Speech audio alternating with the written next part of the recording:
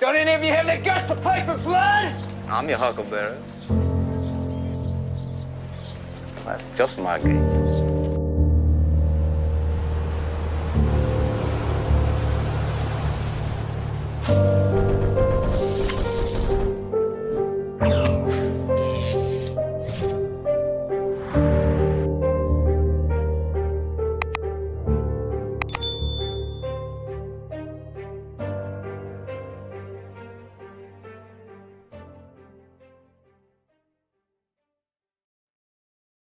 Ladies and gentlemen, welcome to MythVision Podcast. I got Gnostic Informant joining me today.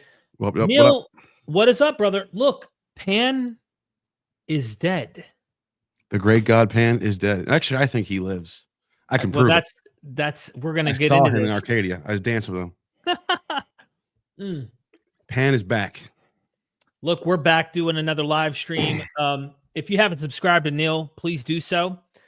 Pan will reward you with plenty of lavish, sensational. I can't mention them on here, or we get banned from YouTube.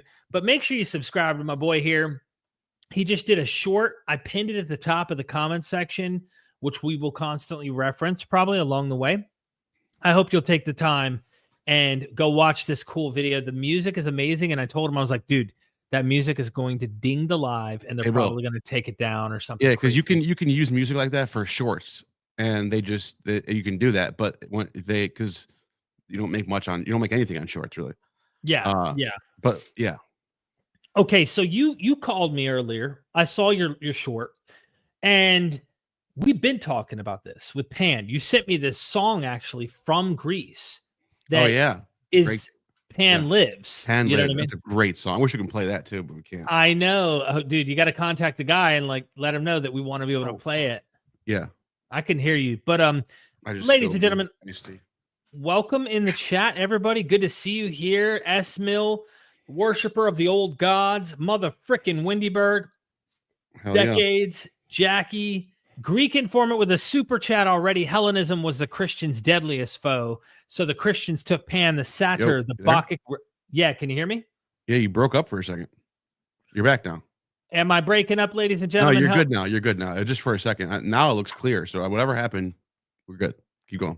I hope it stays that way. Start that over. Yeah, Hellenism was the Christians' deadliest foe. So the Christians took Pan, the satyr, the Bacchic reveler. They smutted him from horn to hoof, and he remained the Christians' deadliest foe, the devil. Poetic. Yeah. Subscribe to the Greek Informant. Yeah, and Pan as the all. And a lot of the Christian writers actually mention this. Augustine mentions this, that Pan is the all. So he represents all of nature and all of paganism.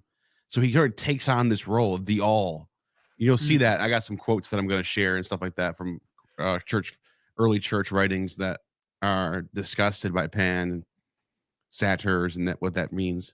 But yeah, look, there's an interesting. I'm so glad someone asked. You know, we do this every time, Neal. And by the way, did you share this out yet? Yes, I did. Perfect. Okay, so everybody is coming to church. Hallelujah! Can't wait for us to get into this. Look, shout out to my boy here, Greek Informant, for the super chat. John Colbanis, Bonus, forgive me if I butchered the name. Make sure you go subscribe. He just super chatted us. And I like to shout out YouTubers who are trying to grow stuff. So make sure you do that. Pan. We keep talking about Pan. What do you mean? A frying pan? You mean the lady down the street named Pan? Like, it's where we get the word panic from, by the way. So the word Pan is a very old god. I was talking to people in Arcadia about this. There seems to have been a Mycenaean origin of this going back, but it's hard to find in literary sources. But he shows up pretty early on in literary sources, and he's mentioned in a lot of the Greek poets, the lyric poets, and he's this rustic god of the woods. And there's a story about him going after a nymph named Syrinx, and she flees from his advances. And she's transformed into reeds, and discovering the reed, Pan invents the reed pipe from chasing after some girl who wanted to get away from him. So that's kind of like that's a good introduction to him. Broke up. I think you broke up for a second there. Did I? You sure? Yeah, I think Was it me? so.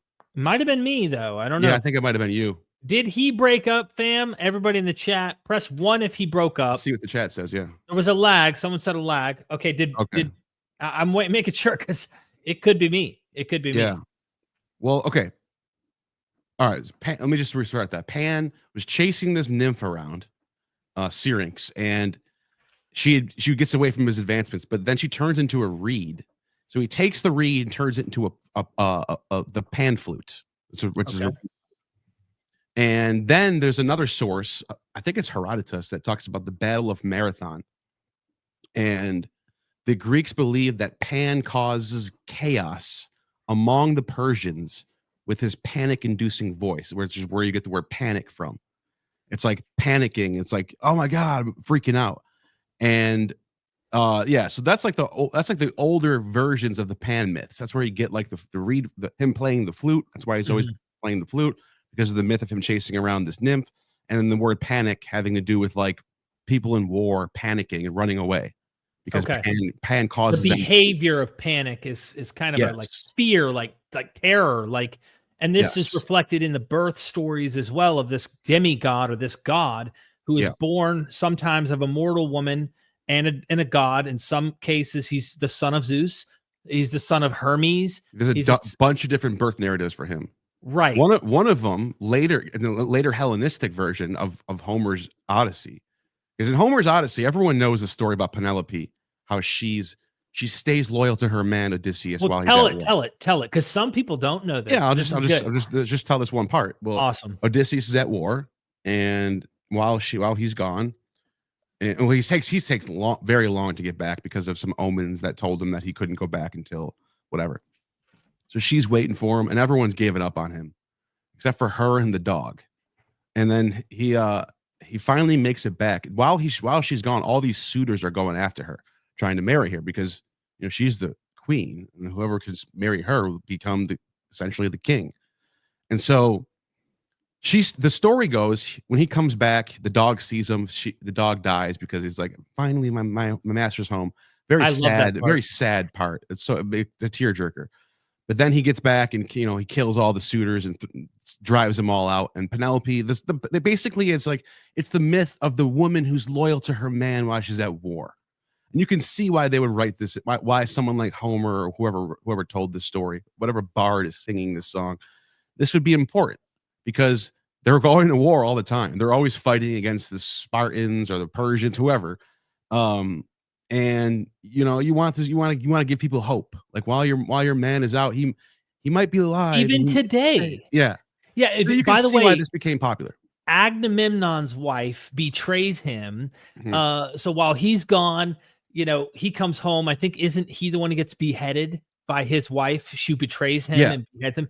Right. So you can see even in Homeric myth that the morality of a woman being faithful while the husband is out at war is important in that ancient story. This is their traditional values, is like, the woman stays by her man while he's at war. This is Homeric morality, going back to the Iron Age and classical period.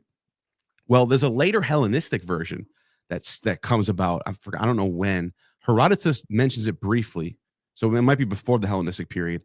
But apparently in this version, Penelope was not loyal. In fact, she has sex with every one of the suitors, not just a few of them that she picked out that she liked. There's like 108, I think there is. I think I have a note here somewhere, but I can't. No, I got rid of that. Okay. So and then I forgot which writer it is. It's Nonus in the 5th century AD. Nonus says the reason why Pan is called all, this isn't true, by the way. Pan is called all because he represents like all of nature. He's like a symbol of nature, all, But Nonus in the 5th century AD, I don't know if he's joking or if he's just like being, sarcastic, but he goes, the reason why Pan's name is all is because Penelope got with all the suitors. And They didn't know who the child she gives birth to as a result of this massive orgy of all these suitors getting their turn in her. Right. She gives birth to Pan. This is important to note too, It is because important, in the ancient myth with Zeus, the son Hercules had a twin brother, so the Zeus disguised himself as the husband of the mother of Hercules, and then the real husband, the mortal man, actually goes into her, and then Hercules has an identical twin, Isophocles and Hercules, and one is pure mortal, one is demigod, which is Heracles.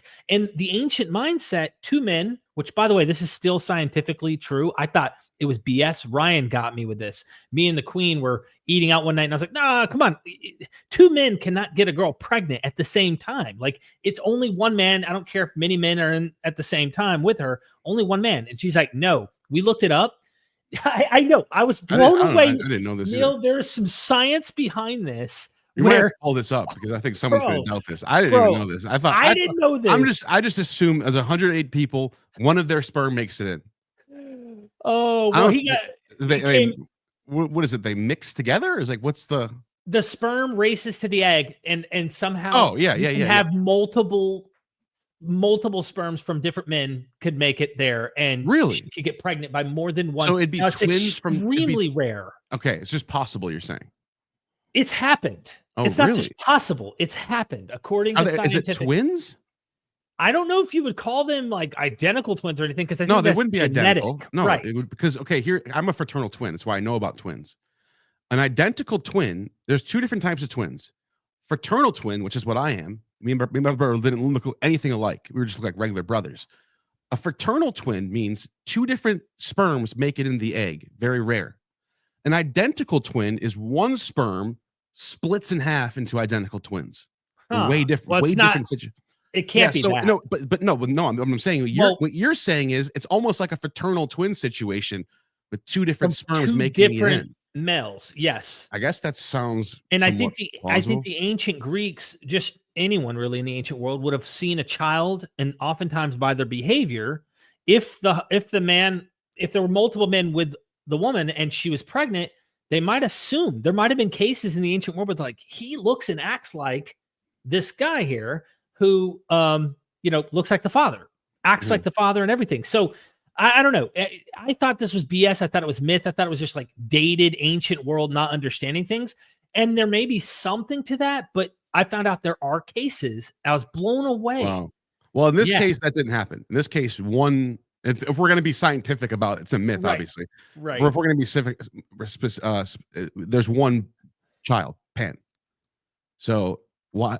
But the writers in late antiquity are going, this grotesque demon came from this woman who, that's like the what they say about it, right? But Pan was never evil early on. In fact, the old Academy of Plato's dialogues constantly is talking about satyrs as an image of the divine and as wisdom. And they compare Socrates to a satyr.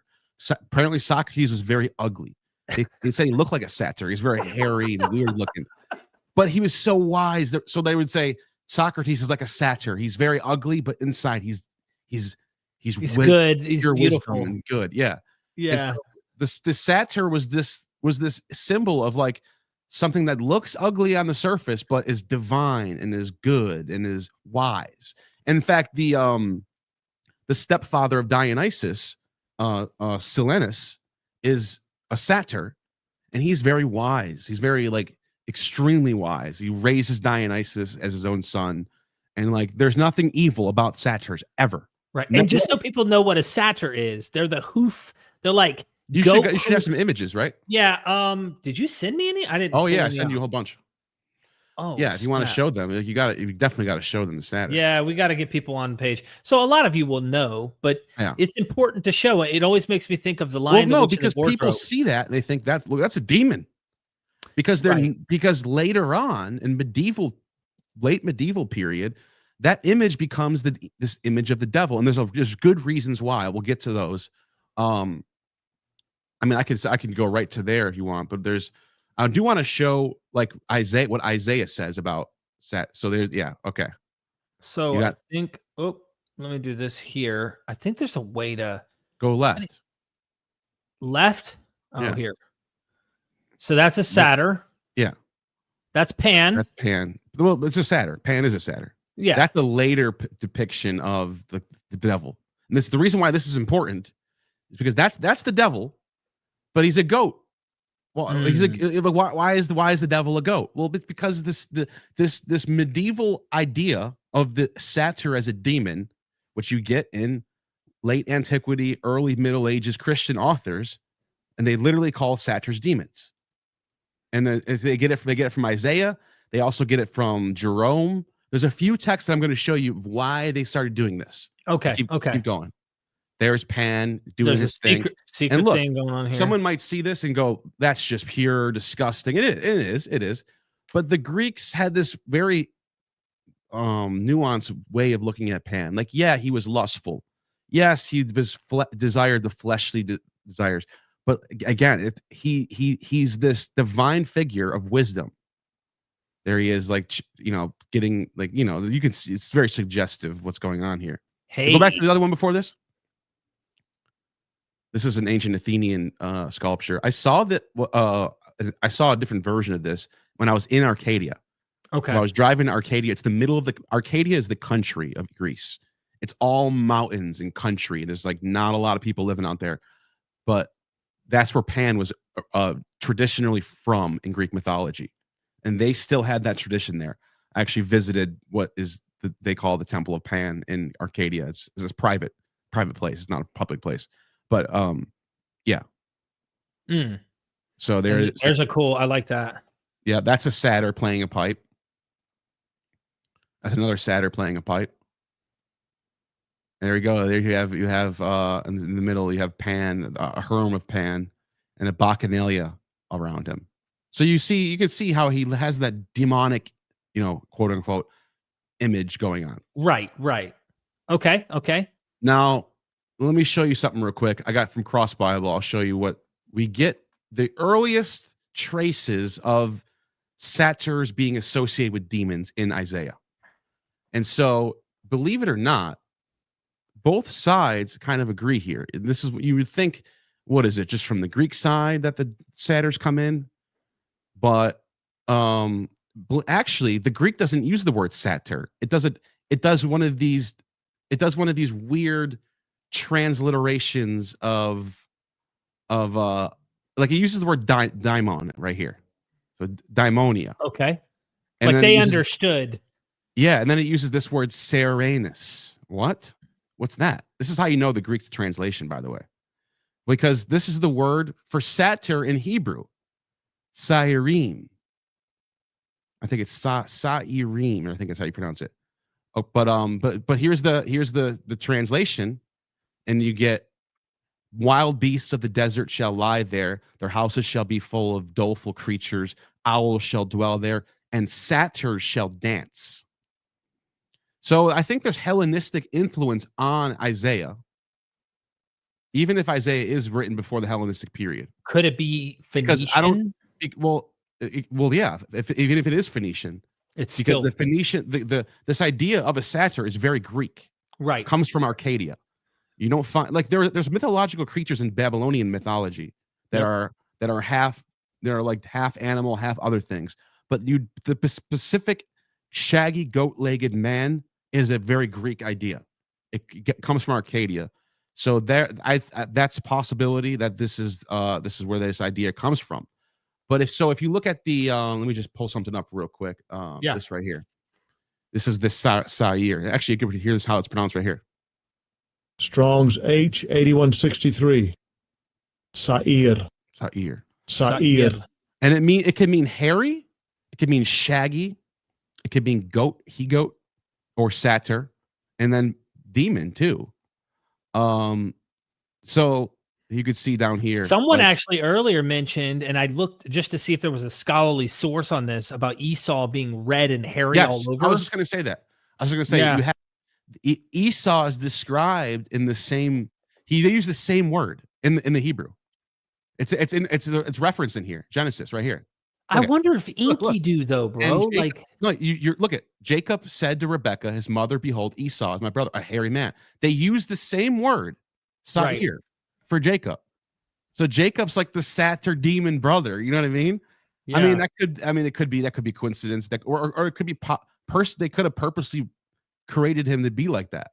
You know? I don't know why my mind goes back to Enkidu and Gilgamesh, because Gilgamesh was a rightful king. He kind of reminds me of Jacob. He's kind of a trickster, kind of not, maybe. Sure. But also Enkidu, the wild man, kind of reminds me of Esau. And I kind of wonder, what kind of creature is Enkidu? A lot of art depicts him as like an animal human, like a weird horn-shaped animal human. So Yeah. I don't know. I'm just thinking out loud, wondering, what if? No, I think so too. This is what I will say about that. The idea of the mythological creature, the hybrid creatures, is definitely Babylonian. Yeah. So the Greeks are just doing their own versions of this, where you get the satyrs and the centaurs with the horse legs. Those are just renditions of what the Babylonians were already been doing. They already been making mythological creatures like that. And by the way, a good place to start with reading Babylonian influence on Homer and Sappho and the early Greeks is what's his name? ML West. ML West is one of them, but the better one, actually, I'll just look at my hold on 1 second. Let me just look up I have a list right here.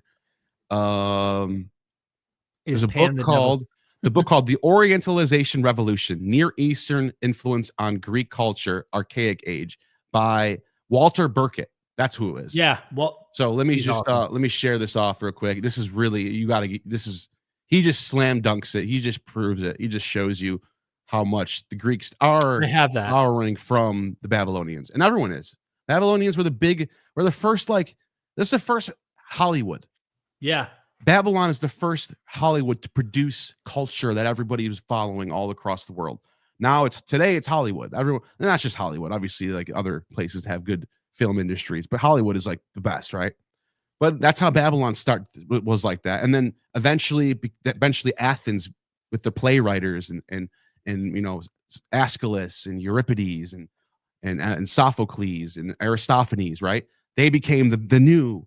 Eventually Athens was Hollywood, and then eventually Rome takes over, and then you have Ovid and Virgil and Martial and all the great Latin poets. Yeah. But the reason why I bring that, Babylon's the beginning of all. Babylon's the first one to do that. So, okay. Now, I do want to talk about, what was I going to say? Oh yeah. Okay. So what happens? How does Pan, who's not evil, he's this image of nature, of rustic nature. Well, there's a few quotes that I have a little notes on. So you get pretty early on. Well, okay. There is a weird story that I want to tell.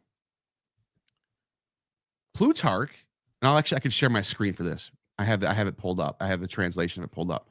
Plutarch right here is talking about the death of Pan. Apparently, in the 1st century, during the reign of Tiberius, which means Jesus was alive at this time. We're Jesus going to get into that. This is pretty. And the Christians love this, by the way. The Christians are like, this is proof that the Christianity wins. Oh, I just lost my spot. Let me see. Whoa, there's some words on the screen there. Yeah. Okay, here it is. So he talks about, first, the weird thing I noticed about this passage is he's talking about how these Greeks themselves started to recognize this Pan as something not moral, something, he's too much driven by fleshly desires. It wasn't just the Christians that decided this.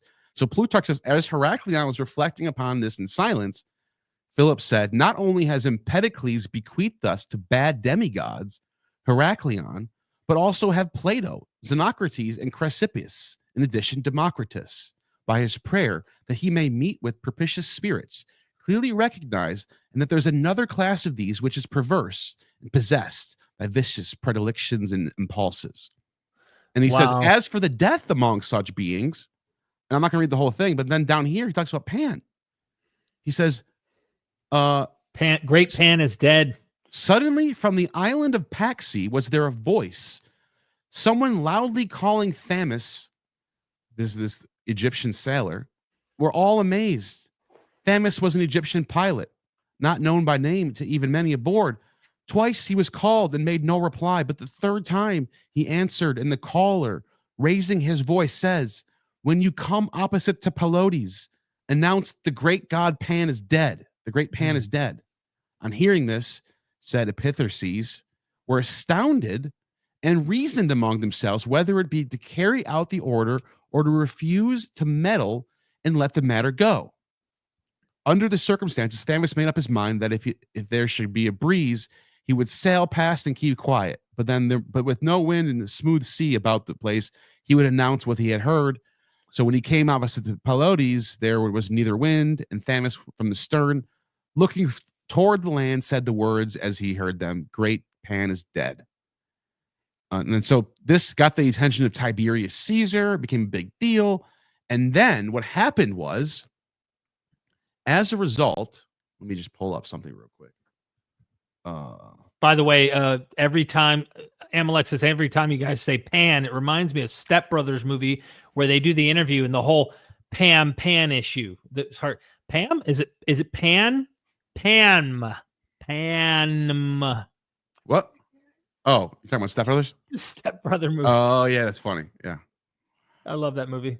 So Eusebius, much later, uses this story to argue that this is a symbol of the death of the old gods and the reign of Christianity, right? He's using Plutarch's quote. Yeah, he's citing. He talks about Plutarch in here. He's talking about Porphyry. He has this whole hymn about like he calls him a daimon and all this. Like you could see they're looking at this. And there's like, look at this. At one time, he says that some of these good daemons are the slaves of amorous pleasures, and then that the others delight in drums and flutes. Notice how the bad daemons delight in drums and flutes and women's clatter. So now you're already getting Pan as a demon, because a daemon to a Christian is a demon. Right. So, okay, this is a long thing. I'm not going to read the whole thing. But he argues basically the whole sum up is the reason why Pan died while Jesus was on earth is because God was telling everyone that the old gods are dead and the new true God is going to reign upon earth. And so here's I just have a few quotes from church fathers who go along with this. Some of these are even before Eusebius. I just wanted to jump ahead because Eusebius is writing at the time when Christians are taking over, 4th century. He's legitimately seeing Christianity winning in his time. He's living under Constantine. Well, Jerome, also in the 4th century, Jerome writes about the life of Saint Paul the Hermit in chapter 7, and Saint Anthony. He's talking about Saint Anthony in that same text. Was in the desert, who met with a demon. The demon. Guess how the demon's described? The demon is described as a hooked snout, horns on his forehead, and goat feet. He describes him as a satyr. Right. Doesn't say the word satyr. That's a satyr. So now you have Jerome talking about demons approaching St. Anthony in the desert. And by the way, this is a common motif of a great saint going into the wilderness to pray and being attacked by demons. Why? Because it's in Matthew. Mm-hmm. Jesus goes into the wilderness and he's being attacked by Satan. So now St. Anthony's doing the same thing. But they describe the demons as having goat shaggy legs and horns. So that's Jerome. Then you get Augustine, same century, 4th century, City of God. And he's talking about the pagan gods. And he says all the deities of the pagans are demons. Fauns and satyrs and those whom the common people call incubi are to be considered demons. And Augustine's one of the most influential Christian writers ever. So that just took a whole life on its own right there. Isidore of Seville in the 6th century comes along and says, satyrs are demons in the form of goats. They are said to be lustful, haunting the woods and lonely places, which is partly true. They are lustful and they are in the woods, and they are daemonic characters in Greek thought. They're just not demon and daimon are two different things, right? But here we go. Isidore of Seville, one of these great Christian writers of the 6th century, saying that satyrs are demons. Origin before this, going back to the 2nd, 3rd century, turn of the century, late 2nd, early 3rd century, he's the first person to start talking about how the pagan gods are just demons. Right. So, and then you have another source from John Cassian, who writes in his book called Institutes about encounters with demonic beings in the desert, taking on, this is what he says, bestial or hybrid forms. You don't have to say anything about shaggy legs there. We know what that means because you have Isaiah in the desert. The satyrs are dancing. You have Saint Anthony in the desert being attacked by demons. But now he's saying they're hybrid form. So it's just like all these hybrid forms are demons to them, which is satyrs and centaurs. Now, centaurs, for those who don't know what he's saying, or even minotaurs, these weird half human, half beast type creatures. Yes. And so that's why even later on, sometimes you start seeing pictures of the devil with the horns. He might have shaggy goat legs, but maybe not all the time. For example, let me show you. Let me see if I have it still. There is an image that I got of Mary. It's the Virgin Mary attacking the devil with scripture. I thought I had it here. Let me see. It's got to be. Press 1 if you like, friends. Let me see some ones in the chat. Let me see if I could find it. Where did I do with it? All right, let me just pull it up then. Let me just pull it up on no worries. Yeah. Virgin Mary. I hope everybody's doing well in the chat. Good to see everybody here. Hit that like button, fam. Oh yeah, here we go. This is it right here. So this is I just Googled, but you can see there's the horned creature, the hairy, ugly, satyr-like creature, and there's the Virgin Mary attacking him. Right. This is a 13th century painting. Medieval, yeah. Yeah, medieval. So 13th century, yeah, England. So you can see that this image takes on a whole new life, and now in popular culture to this very day, when people think of demons, they think of horned, goat, shaggy leg creatures. But if you went to ancient Greece, 500 BC, 300 to 300 BC, and you said that's a demon, they'd be like, huh? Yeah, well, it's daimon, so what's the big deal? Yeah. It's evil. Satan's helpers. So just that we are on the same page with you here. What you're saying is post Plato, potentially even some of the philosophers are before Plato, but like once Plato's moralizing philosophy, gods cannot have passion, gods cannot sexually lust after mortal women, they cannot lie. These are some of those attributes to the deity, to the ultimate God, the one that Plato is talking about, they can't have. So when you have deities, or they say that they're gods, and they're laying with women, or they have erections, or they have passions, or they lust, or whatever, that cannot be good. You've got good and you've got bad, or less than good. And so everyone in the heritage or tradition of Plato onward, the schools of philosophy are moralizing the myths. And so, I wouldn't say from Plato onward. I would say it starts because even after Plato, people, yeah. Not everyone. It's very much. It takes a long time for people to start seeing satyrs as demonic. You're saying the Christians, though, grab the torch. Christians really put that on the map. Touch Plato, but you make a good point, though. It's not just the Christians that are doing this. It is also more very, very in line Pythagorean thinkers, philosophy thinkers, who are looking past their in their morality. Lust is not good. But so Christianity picked up these from them. Is your point? It's not. Yes, Christianity picks up the tradition of this idea because they're following the same morality that you get in a lot of these Greek philosophers. Yeah, I think groups like the Epicureans wouldn't see this. Epicureans were very, very hedonistic. They thought you should treat the body with passions and feel good. Why not? That's the Epicurean way, The Stoics Right. didn't believe that. Stoics were hated the Epicureans. The Stoics thought, you should be reserved. You should not act out on your fleshly passions. Christians follow that too. So it's the Stoics, it's the Christians, Pythagoreans, The Cynics. Platonists, Cynics. Oh no, Cynics. No, Cynics don't care. Well, they were big about they were moralist with Sure, but then Heracles. you also have stories of Diogenes running and walking around jerking off everywhere. I guess it would depend on the Cynic. That's maybe, that's why the Stoics broke off from the Cynics. The Stoics come out of that school of the Cynics. Got it. But they that's what they separate themselves from that. The Cynics were not really more In a different way, they might have. I'm not an expert on ancient Yeah. philosophy, but I'm just, I could be wrong here, but that would be my reaction to that. I'm like, I don't know if the Cynics are that worried about bodily flesh desires. But the Stoics definitely are.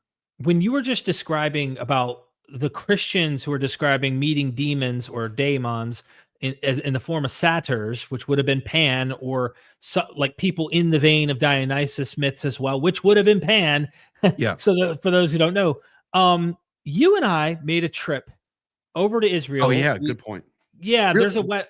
And I just want to say one more thing about the philosophy tradition, real quick, if you don't mind. Go ahead. Because while we're on that, before we forget. Yeah, go ahead. Because someone's going to say, wait a minute, what about the Neoplatonists? So the Neoplatonists actually had a weird interpretation of Pan as being like the image of the manifested cosmos. Proclus writes, the God who embraces all things within himself, the totality to Pan of life. And then you have as the world soul in Proclus, this is still Proclus, Suke to Cosmu, the goat form symbolizes dual nature, rational and divine, head and body. So they see Pan as a symbol of the cosmos. Porphyry, in On the Cave of the Nymphs, writes the rustic and Dionysian imagery, satyrs, nymphs, caves, and Pan. The soul represents the soul's descent into generation, matter, the hidden wisdom buried in the natural world, like Socrates being ugly on the front and divine in the middle. Damascius is a late Neoplatonist from the 5th to 6th century who viewed rustic gods like Pan as reflections of higher metaphysical truths seen through the mirror of myth. So Pan is neither a god of nature nor a joke. He becomes the symbolic image of divine plenitude. So it's not all the. So this, and if you study Platonism, you shouldn't be that. It sounds confusing. You're like, do they like them or do they don't? Right. You shouldn't be that surprised because Platonists don't agree on a lot of stuff. Between every single writer you go to, you're going to get a different opinion on what they think. They have dogmas. Platonists have central dogmas. Number one, the highest virtue is the highest good. Arete. They all agree on that. They all agree on that one thing, no matter what. And then there's dogmas below that, such as like things like the logos is the creative function of the one in the world, manifesting itself in through strife and stuff like that. Right. That's another thing that Platonists believe in. But they might view Pan. Some of them might view Pan as a symbol of lust and fleshly desires and go, nah. And then other Platonists might go, no, he's the symbol of the cosmos itself. So I just wanted to make sure before we move on that people understand that I'm not saying Platonists believe Pan was evil.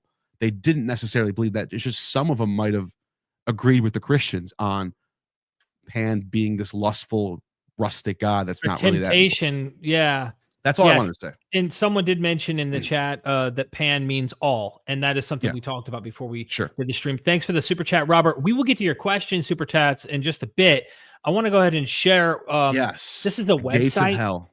The Gates of Hell. I don't know what this website is. It might just be for the actual site. Me and Neal went to this location. Yeah. We actually went to this place where the Gospels describe Jesus taking his disciples, Caesarea Philippi, and let me just scroll down here and show you some images so you have a better idea of what we actually saw when we were there. This right here, this mountainside, okay? You could see on the right. Do you see my mouse? Is my mouse visible? Yeah, I can see your mouse.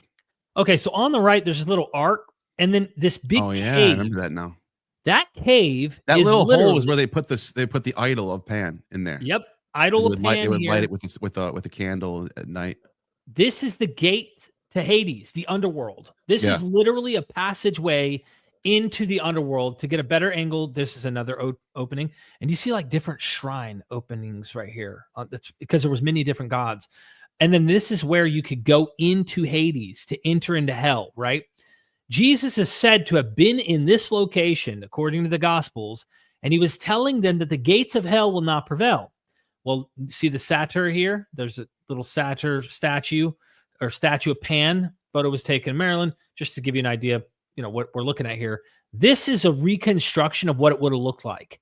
So on the left, you have Augustus's temple, which I believe this is Augustus's temple. Yes, It's it is. right It here is. on the far left. It's a we went and we saw the archaeology remains of that temple. We went. This we should went be in there. Pan. Yeah. This Yes. one I think is Pan. Yeah, no, you're right. It says it down there on the bottom. It's got the whole. It's got the whole thing. It's got the Temple of Augustus one. number 1, and then there should be a 1 on the. Okay, grotto of the god Pan. So this is the grotto. Yes. And the court of Pan and the nymphs right here. Right there, exactly. That's Okay, what it would have. This is what it would have looked like at that time. This is a beautiful little. By the way, we saw this. I know. This Isn't little this amazing? statue was there when we were in Benias, Israel. Yep. And they call him Satan. There's a sign that says Satan, Shaitan in Hebrew on one of the letters. Not this sign. It was a different sign. They call him Satan though. We went here, and eventually we'll have tours, and we can go check this out again.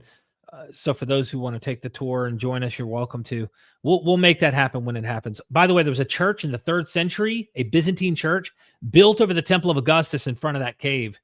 I don't remember Dr. Tabor mentioning that church, but he did cover all of the ins and outs here. But the example, let's see, where's the text?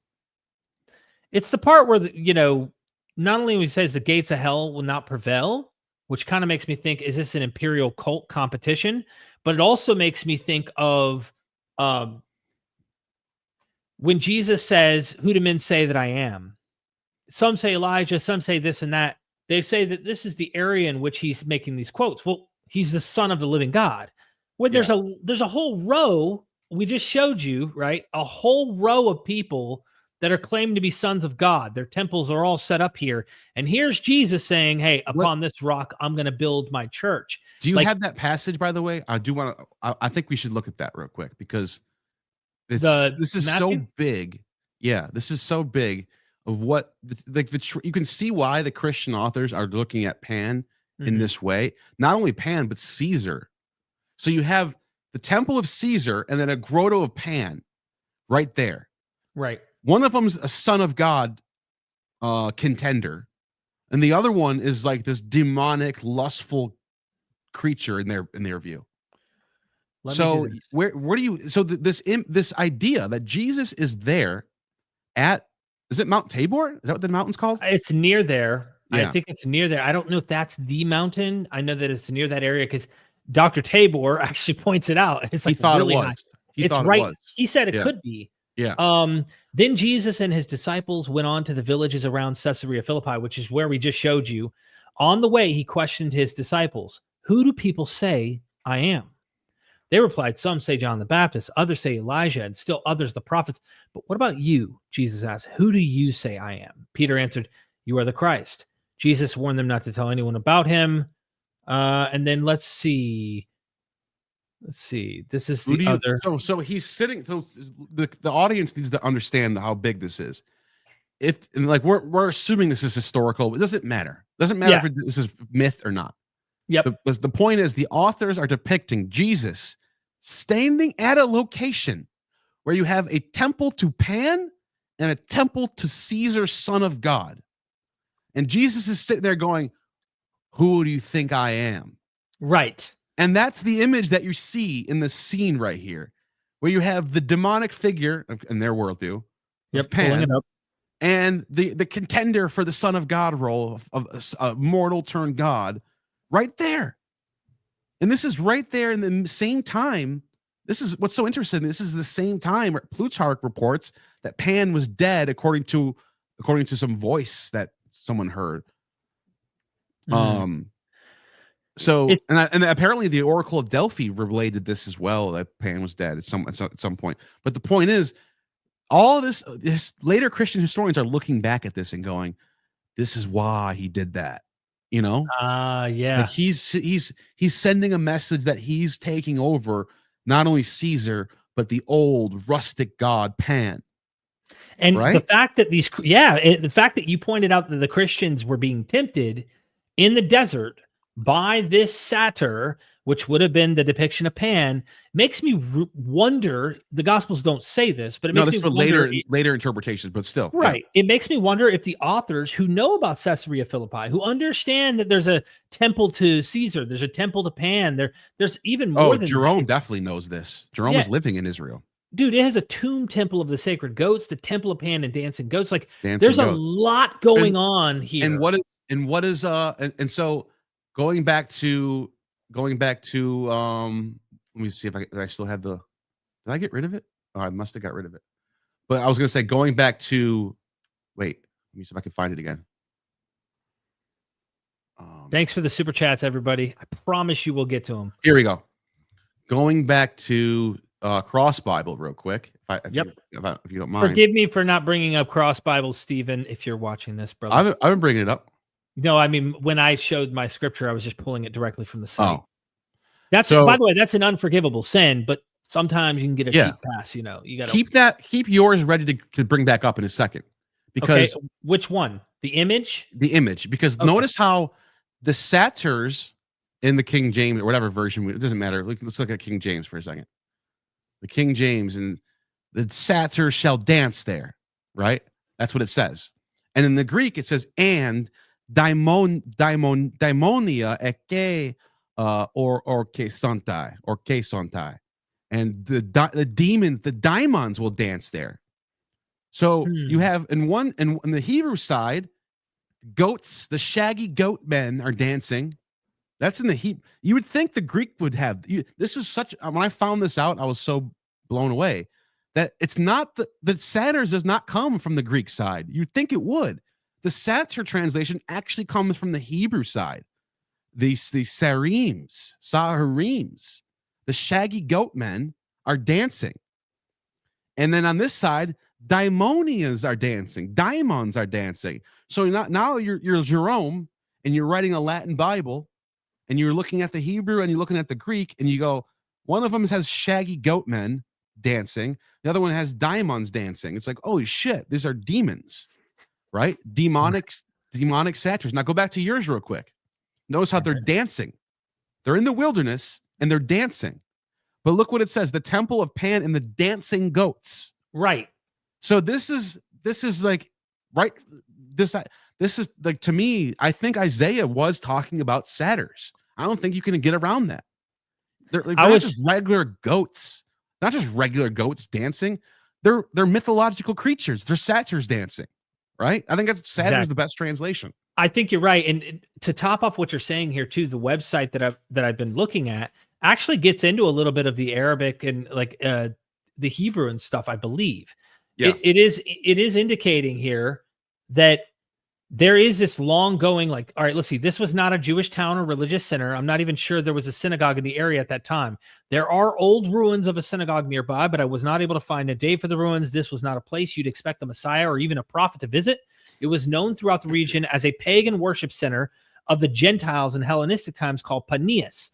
It was a high place set aside for worship of the god Pan. In Arabic, the name Banias. You just reminded me. So this is important because when Christians later on are bragging because Pan died because Jesus came, right? Well, it's interesting because in the Hellenistic period, when Alexander's conquering the East and he's going down to Egypt, his men build this temple to Pan. That's when it got built. Right. That Banias was built by Alexander's army. They came there, they set up a temple to Pan, and they worshipped him there. And that became a symbol of Hellenism conquering the East. But later on, they reversed that symbol. And now it's the East conquering, or Near East or whatever, the Judean or Jewish Christian culture conquering Greek culture. you know. But Yes. the Greeks wouldn't have saw it that way, because the Greeks are coming out of a tradition, Platonism, Pythagoreanism, Stoicism, and then those traditions are also going against the Homeric traditional pagan worldview. So it wasn't. So it's funny because everyone talks about Christianity conquering paganism, but Greeks sort of did that on their own with these philosophical traditions. You know what I mean? Look at what Josephus says too. The place is called Panium, where is a top of a mountain that is raised to an immense height, and at its side, beneath, or at its bottom, a dark cave opens itself, within which there is a horrible precipice that descends abruptly to a vast depth. It contains a mighty quantity of water, which is immovable. And when any body lets down anything to measure the depth of the earth beneath the water, no length of cord is sufficient to reach it. That's that underworld stuff, bro. Look what it's saying here. Yeah, this was a at the side of portal. the path. They thought this was a portal to Hades, which in Christian thought, Hades is just hell. But the Hebrews had also worshipped Baal God, Master Oh, Luck, wow. God of good fortune, at the site in the past. Wow, Joshua I didn't know this. 11:17. So what if Pull it up. Pan? Pull it up. Okay, see what what it if says. Pan is pulling up? Was it say 11:17? What if Pan is some like continuation of like? Well, they obviously import this god 17. Where's it at? So yeah, Here it is. well, Gad is just like luck god. Baal just means like Lord. But in the Like Valley Lord, of Lebanon, Lord of luck. Baal does not necessarily need to be this demonic creature that we get later Christian thought. Mount Hermon. Yeah, but That- this is interesting because Baal or Beelzebub in Christian thought, Baal does get associated with Satan in Christian thought, not necessarily in Jewish thought. Mm. But as time progresses, Baal, Beelzebub, all that, all these different faces of what becomes Satan sort of gets like unified. But in this particular case, you just had this Lord of Luck. But you can see you can see a later tradition probably thinking that this was a demon or something. I don't know. But I wonder if that word seer means goat. 12:7. Yeah, let's see what it says. And these I thought are it the was kings of the land 12:17. that Joshua and the Israelites conquered beyond the Jordan to the west, from Baal Gad in the valley of Lebanon to Mount Halak. So I think they're suggesting that maybe Baal Gad in the valley of Lebanon is what we're talking about right here. Yeah. From So Baal God. Yeah. and then there's 13:5, which in the land of the Gebalites. So maybe there's like, obviously this is the land where Canaan was before Yeah. the Hellenists came in. So Where's this say? Seir? Where is that? Because it mentioned Seir. Where's that? That's the same. It looks like the same word as shaggy goat. Like Yeah, I looked it up. That word can mean demon. Believe it or not, it can, depending on how, depending on the context. But there's a Mount Seir. That's what it's called. Okay. And then it just mentioned it in that passage you just said. Which one did Joshua One 11:17? you just had, yeah. I just think that's interesting that there's a place called Seir right there, and that's with the same word that has to do with like goats and demons up there, right there. Towards Seir. Yeah. That's the same word. Interesting. I don't know if that's just a coincidence or something. Maybe someone put that together. I don't know. That's interesting. Very interesting. I was just looking at this. The place must have been quite ominous in ancient times to the first Greeks who came here. The site resembled the legendary river Styx, the boundary between earth and the underworld. They thought this must be the place of death, and it came to be thought of as the gates of Hades or hell. In the 3rd century BCE, the Ptolemaic kings built a cultic center here, as you just talked about, and as noted, the Hellenists replaced all the local deities with Pan, and the cave itself was dedicated to him. So Jesus is looking at hell itself and the god of the underworld and saying, no, I'm it. That's what it seems to be implied. At least the Gospels are suggesting that's what it seems like. Yeah. And it is sort of a wilderness area too. So I'm not surprised that, number one, I'm not surprised that the Greeks would think that's a good place to honor Pan. They're in the middle of the wilderness. And number two, someone like Isaiah or later depictions of having these demons out in the wilderness, that's a good spot for it, Absolutely. And that's probably not far where Jesus was when he was in the wilderness. It doesn't really say. Does it really tell us where he was when he was in the wilderness? I don't think it does. No, I don't think. I'll look it that's up. a really good Yeah. question. Hold on. What wilderness was Jesus in? Yeah.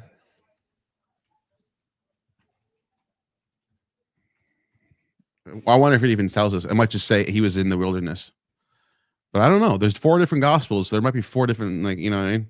If any one of them hints at it, It just says Judean desert, Judean wilderness. Matthew 4:1. That Jesus was led up to this wilderness to be tempted by the devil. It doesn't really say. So I'm asking, but he's probably in that region in the Galilee, because this is before he travels down to Jerusalem. You know what I mean? Clearly. So we're not that far. We know he was baptized in the Jordan. Now Jordan runs all the way down. Oh yeah, that's down there. Yeah. All the way into He's moving around. He's moving all over the place in the story. Yeah, but he is up in the Galilee. For the most part, he's up in the Galilee. Yeah. I think. Yeah. Well, the Jordan wouldn't be in the Galilee, I don't think. I thought it goes all the way far up. Yeah. Double check that. Yeah. State that Jesus was so state that after his baptism, Jesus was led by the Spirit into the wilderness. Yeah, it does actually. Where for 40 days he was tempted by the devil. None of the gospels specify the exact location. Popular Christian tradition identifies the site as Mount Curatania near Jericho, a rugged desert region. That's down south. Yeah. Not Galilee. Yeah. Not Galilee is what it's saying. Yeah, but I'm looking at a map and it does go all the way to the Benias River, right where you're talking about. Okay. So yeah, Benias River, that's Pan. That literally is the word Pan in there etymologically. Benias means, that Benias etymologically has Pan in it, right? For some reason, Benias, the etymology, it's Panias, but for some reason, the word gets evolved into Benias in the modern times. But the word comes from Pan, Benias. Like if you look at Benias right now, go to their like Wikipedia page, I think it'll say right there. Here, I'll share my screen so people can see this. Benias, Judeo-Aramaic, from ancient Greek, Panias. See? Let me show this. Go site. See it?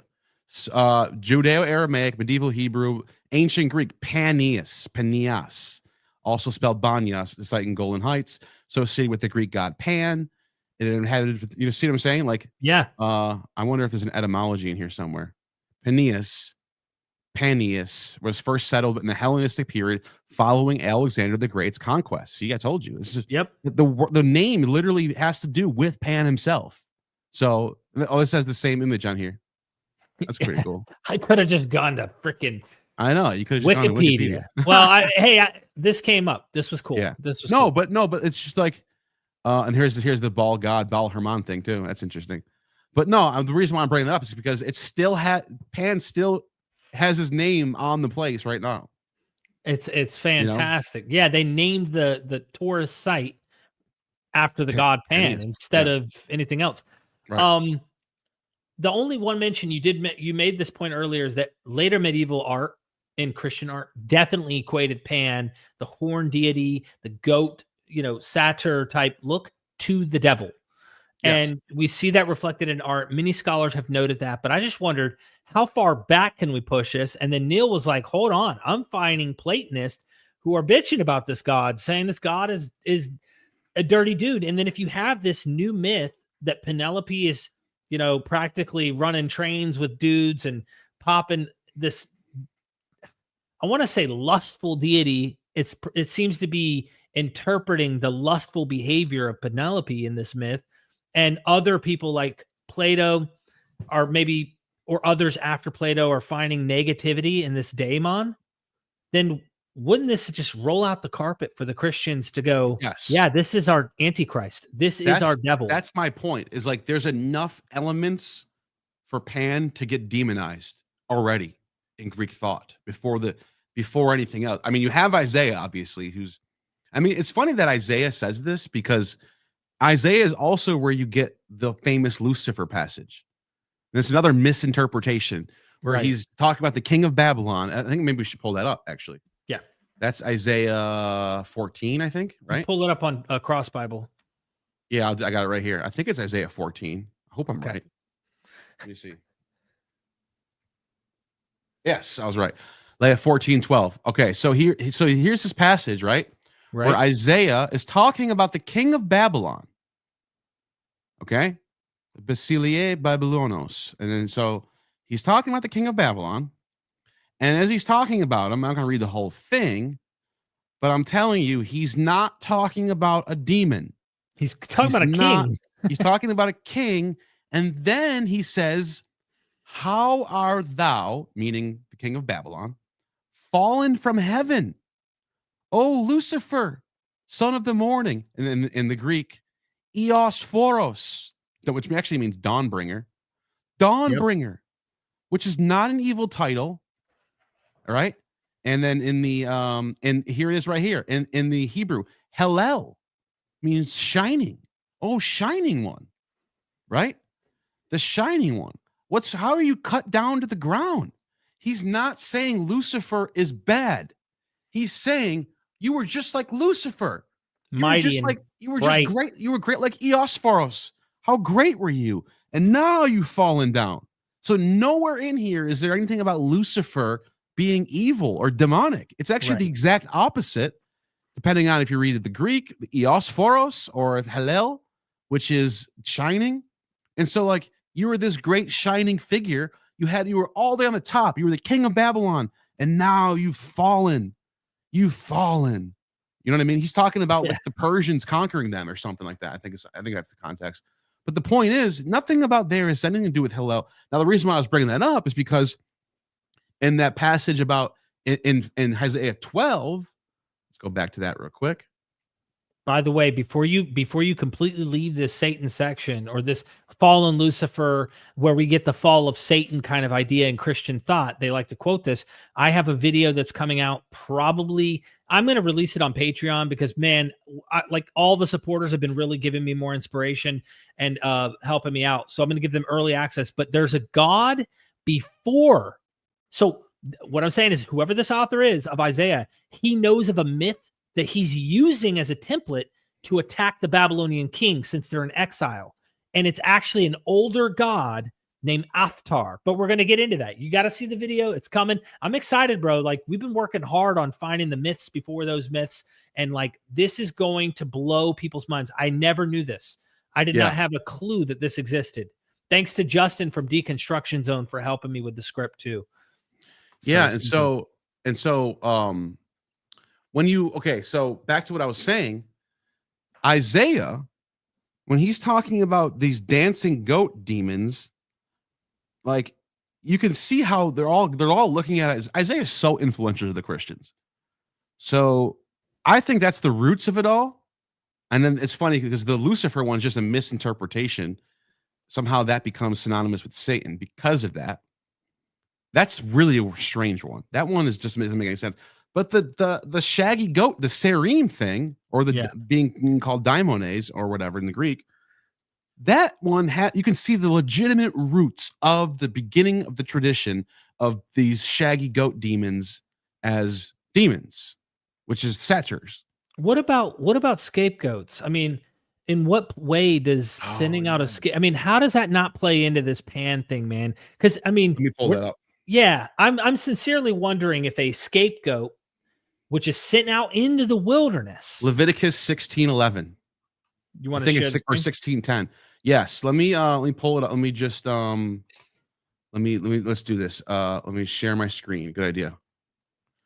Because this you get in Leviticus. I don't know how I memorized that verse, but I think I was just looking at it recently.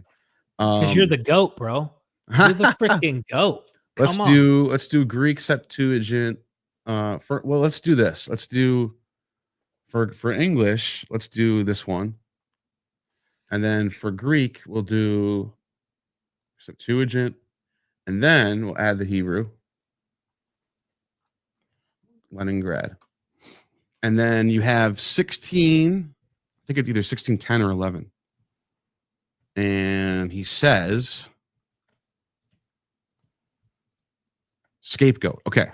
Now, right here, this word, scapegoat, and to let him go. Okay, so basically, here's what happens. Leviticus 16 is describing a ritual in which 2 goats are brought into the temple area. One of them is slain in the temple area as a sin offering. I wonder if that word is actually in. Yes. See, right here. Aaron, come into the holy place with the young bullock for a sin offering and a ram for a burnt offering. And then it says, the children of Israel, 2 goats of the goats for a sin offering and 1 ram for a burnt offering. And Aaron shall offer his bullock for the sin offering, which is himself, and make an atonement for himself. This is Yom Kippur that they're playing out. And then he shall take 2 goats and present them before the Lord at the door of the tabernacle of congregation.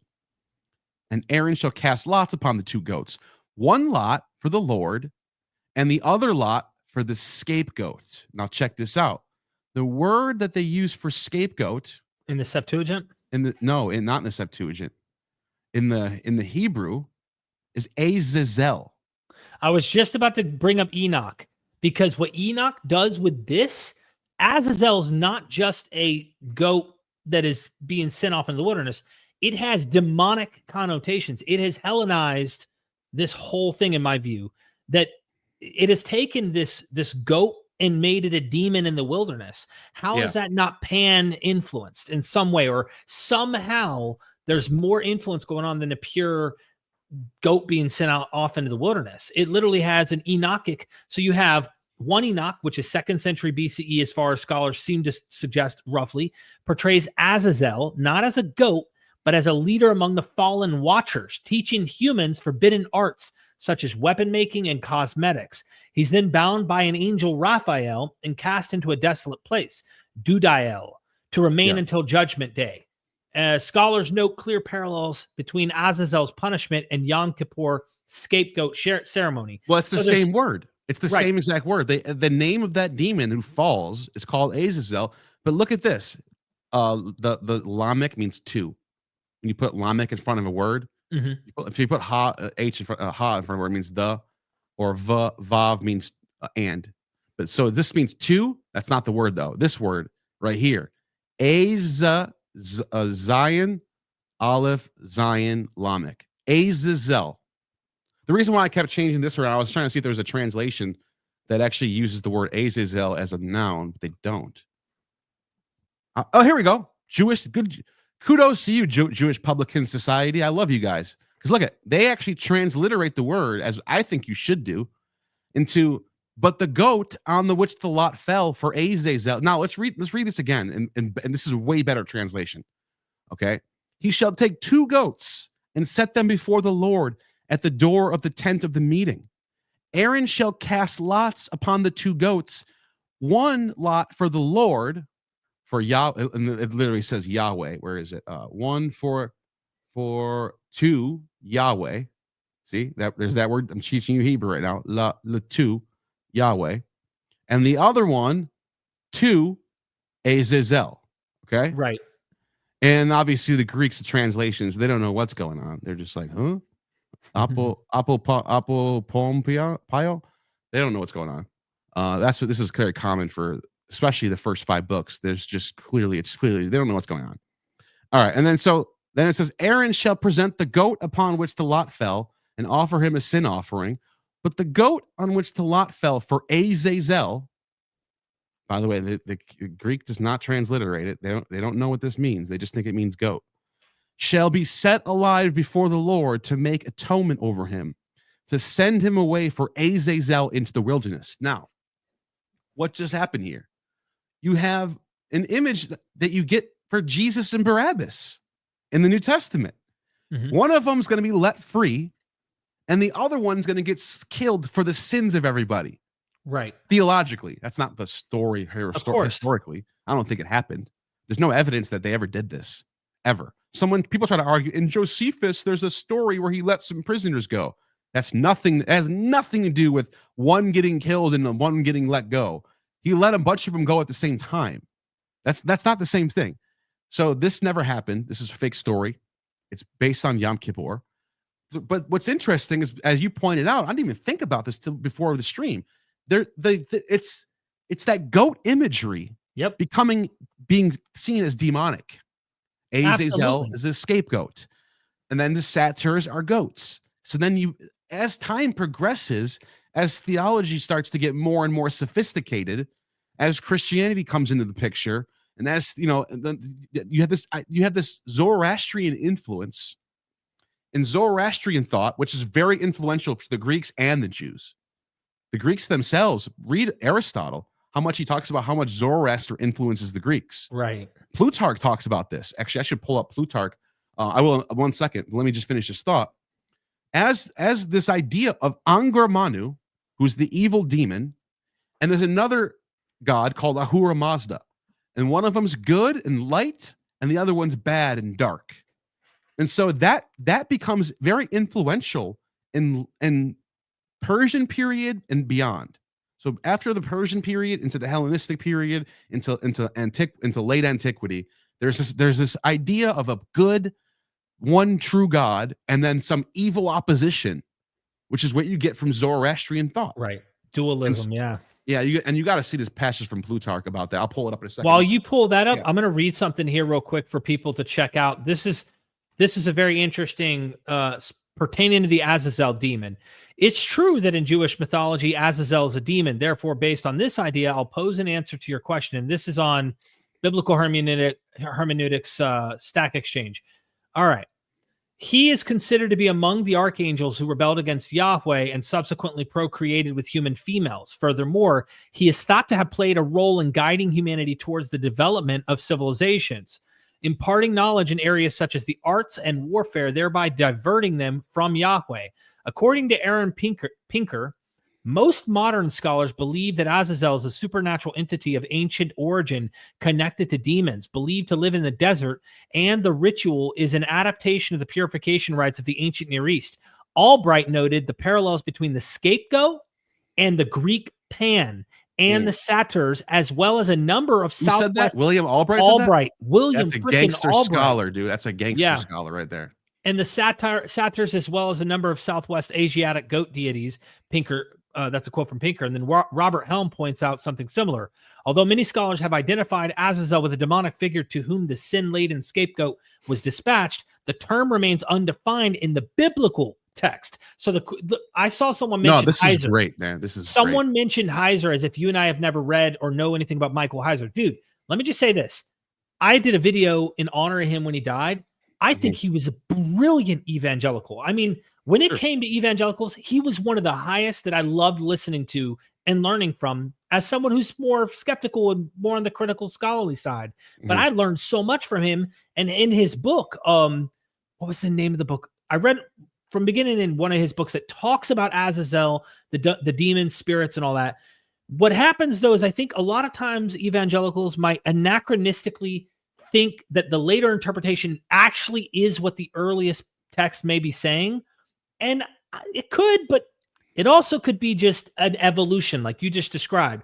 By the time Enoch's written, it might have taken this older idea that we're finding within Leviticus or whatnot and giving it the Hellenistic kind of demonic attributes. At that point, now he's an actual person. He's not just a scapegoat in the literal sense, like Leviticus is saying. But he's an actual character. He can talk. He can decide things. He falls. He's a fallen angel. He repents for his fall. All that stuff. He cries asking Enoch, help me, please. And then God's later, not having it. And later Christians just say that's just another name for Satan. Like they can't just separate Azazel from Satan. It has to be the same for some reason. So then you get, and by the way, I forgot to bring this up. So I interrupted you too. I think you were going to share. You're good. These are amazing. New Testament Apocrypha. I always talk about the pseudepigrapha, the James Charlesworth pseudepigrapha. These ones right here. But I don't give enough, these ones right here. But I don't give enough love to our boy who's been on both of our channels, Tony Burke. Oh, who's been I haven't had him on. I have all three of these. Look at, there's another one somewhere. I probably brought it in my living rooms. But anyways, I have 3 editions of this. New Testament. Do you know how much people don't realize how much Christian text, how many gospels there are? I'm not talking about Gnostic gospels. I'm talking about actual Christian gospels written by people in the 5th, 6th, 7th, 8th, 9th, 10th century. They just kept writing. It was like their fantasy novels. They just kept writing Christian. But anyways, in here, in this particular edition, I think it's this one. Let me see. Volume 2. See, I always do that. I always put the wrong cover on. In volume 2, I got to fix that. You have a story. It's called, let me find it real quick. I know it has to do with Michael. It's the story of Michael versus Satan. Wait, am I in the wrong one? Hang on, I'll find it. Just give me 1 second. Well, you get this idea in Jude, right? Where there's the two show up and they're fighting over the body of Moses. Yes. Life and martyrdom of John the Baptist. Oh, maybe that's what happened. It's okay. So that's in the New Testament. There's and here, that is clearly borrowing from Enoch. Yeah. So in one of these New Testament texts, it's from like a 9th century manuscript. It's super late. But just give me 1 second. I'll pull it up right now. And by the way, someone chatted something about paradox of hating religion in general, but love to. I don't look. I have a love-hate relationship. Depends. If your religion is peaceful, loving, and kind, I don't care. I said it the other day. I don't care what you believe. I know what you believe by how you behave. Yeah. To me, that's more important on how you actually treat people, not by people interpreting your words wrong or whatever. How are you as a human? How do you behave? That's the most important thing. So it's called the investiture of the archangel Michael. And it's basically an expansion of Revelation, because in Revelation you hit this 1,000-year period, and then Satan falls, and the serpent is thrown out, all this stuff. And Christians really take this seriously, and they expand on it in later sources. And then you get this story about the devil being thrown out, and it says, "My Father ordered one of the cherubim, and he struck one of his wings and threw him down upon the ground. Immediately he snorted out of his nose. My Father was angry upon the throne, and the entire angelic host swept. The Savior said to Peter, 'Peter, my chosen and beloved, the Father forgives the sins of everyone, except him who will snort out of his nose. For he has said before my Father, your breath, which you have given me, I do not need it.' After these words, the accuser," they use the word accuser, interestingly, instead of diabolo. Right. The accuser was thrown upon the ground, and the heavens rejoiced, and the earth mourned, and it was disturbed." So this is people always say, where is this idea of Satan falling? It's not in the Bible. Well, it is. It's just not in your canon Bible. It's just in later Christian sources. So it's not like people will say that never happened, that's made up. No, it's not. It's just different. It's just not in your canonized Bible. Right. It's just in different apocryphal sources. And Christians took those apocryphal sources seriously. Even the church Catholics do this with Jesus not having brothers, and Mary and being a perfect sinless woman giving birth to Jesus. Like, this is in the Apocrypha as well, or the non-canonical materials in the Gospels and stuff. Yep. So okay, and then you get John Milton's Paradise Lost, and this whole story gets put together as Lucifer as the fallen angel. And it sort of mixes a lot of interesting Hellenistic things, like the idea of Apollo playing his harp being kicked out of Olympus. That happens in Greek mythology. Apollo gets in trouble. He gets kicked out of Olympus, and then he gets brought back later. But still, that becomes like an idea that Christians take in as like to apply it to Satan or like Lucifer. Tricky, like trickster types. And it's already, the groundwork's already there. I found Plutarch though. I don't think you cut me off. Pull it up. I think I have it ready to go. Yeah, I go ahead. Oh, sorry. Oh, you're good. I don't think you cut me off. I think you were just we were just both reminding you. So this is from Plutarch's On Isis and Osiris. This is in the late 2nd century, right? He's in. No, it's not late. It's. I'm sorry, early 2nd century. I don't know why I said late. Yeah, good. Okay. Sorry. Thanks for correcting me. Yeah. The great majority and the wisest of men hold this opinion. They believe that there are two gods, rivals, as it were. The one, the artificer of good, and the other of evil. There are also those who call the better one a god, and the other a daemon. So wait a minute.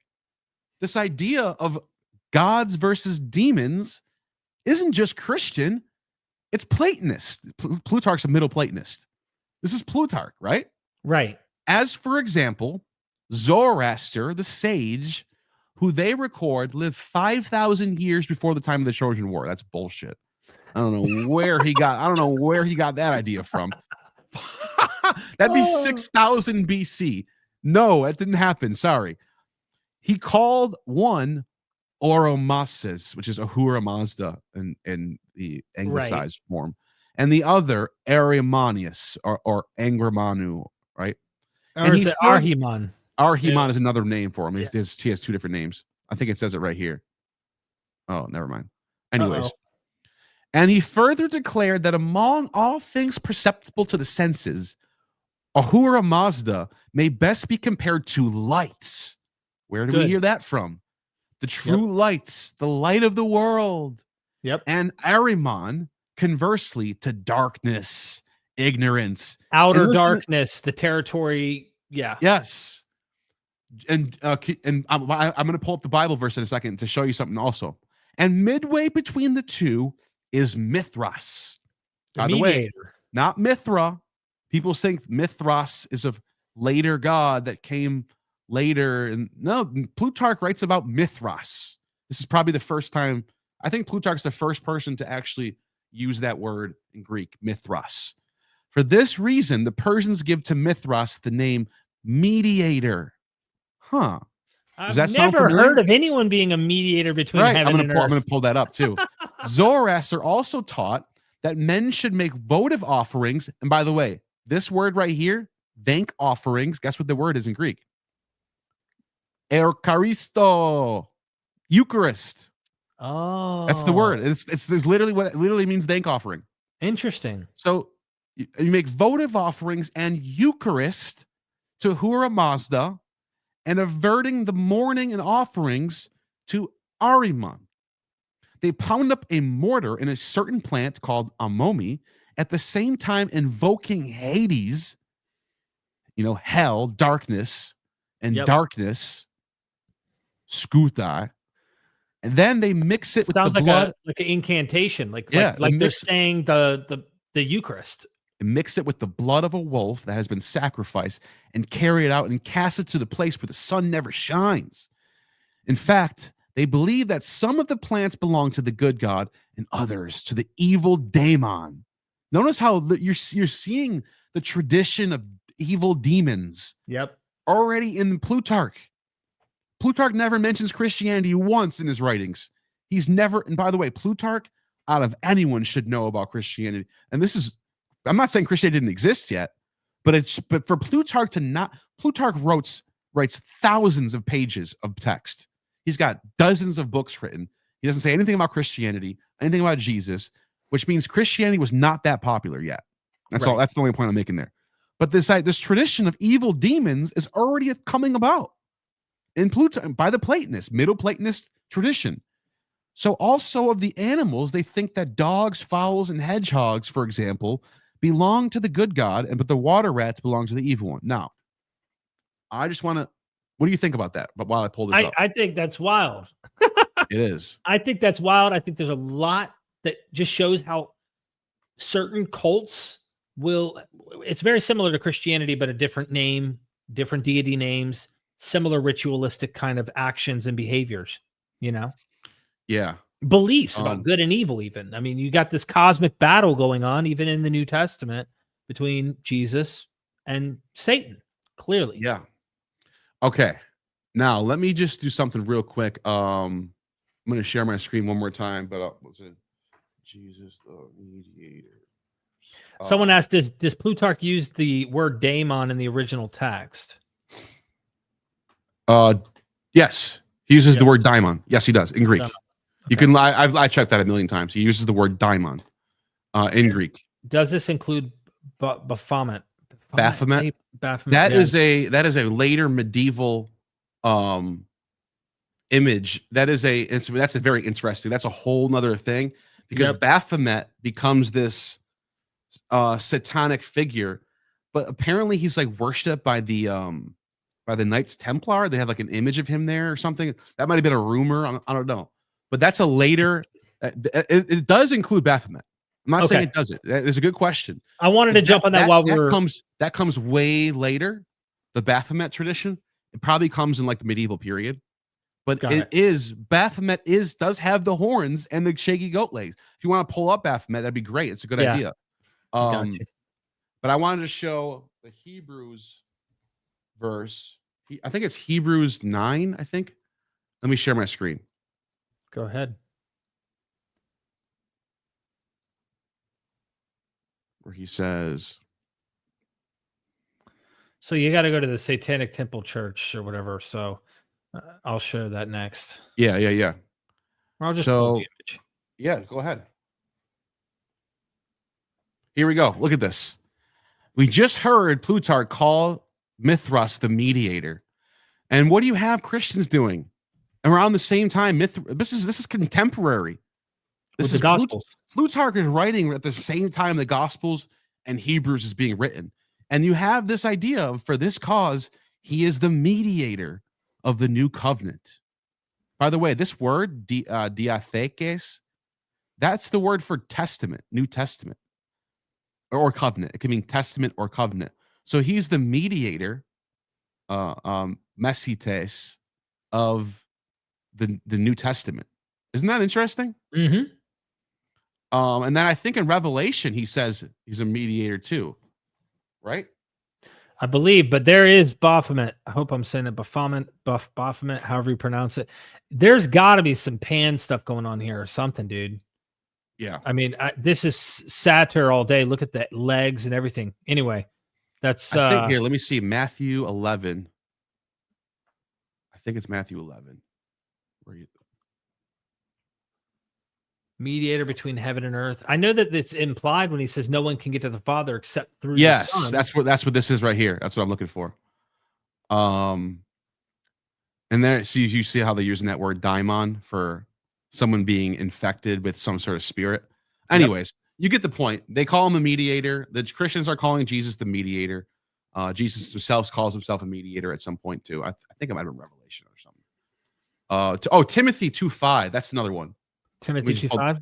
Yeah, this is a good one. This is a good one. Timothy 2:5. By the way, while you're doing that, Neal says incredibly interesting deconstruction of the Bible and connecting the beliefs of Jews, Christians to other religions at the same time. This is what we do, Neal James. If you haven't subscribed to me or Gnostic Informant, please hit the subscribe button, hit the bell. We have a blast. We don't judge. We don't care where you come from with your beliefs. We don't care if you do believe. But when you find out this stuff it connects things even greater. And it's an awesome exploration to see how the ancients would have formulated or created or come up with some of these ideas, or even how they shared them with other groups at the same time. For me, I love the humanity in it personally. Yep. So, and you see, es gartheos, for there is one God, kai mesites theu kai anthropo, one mediator between man and himself, Christos Jesus. So there you go. You had this idea of one God, one good God, and one mediator. But I think you can argue that Christians are taking this idea of Satan as this opposition, not just an accuser that you get in the Old Testament, not just Hasatan that comes in once in a while. Anyone can be a Hasatan, just kind of a title, right? But they take they're taking the Zoroastrian approach or the Plutarchian Middle Platonist approach, where there's one true God with a mediator, and then Satan. Well, Ephesians, when he talks about the God of this world, right? This is the ruler of the air. He's talking about the evil one. And the archon. The archon of the this is cosmos. Middle Platonism. Yeah. In Greek, it literally calls him the archon of the cosmos. So he's not just some puny little dude that can get stomped out at any minute. He's the ruler of the world, of the cosmos, compared in Christian thought. Satan's a big deal. Right. You know what I mean? The other way you could use the examples, we were talking about the wilderness temptation. Yeah. If he wasn't, it would make no sense for him to say to Jesus, I will give you all these kingdoms that you see. He clearly is the archon of this world. Right. He has the power. And then there's another passage in Paul somewhere, I think it's in Romans, where he says don't give them over to Satan. And like give them over to Satan. What, Satan can hold on to people and control them? Like, yeah, that's what it's saying. You know what I mean? He even tells the women cover their heads. For those who don't know, you and I know this.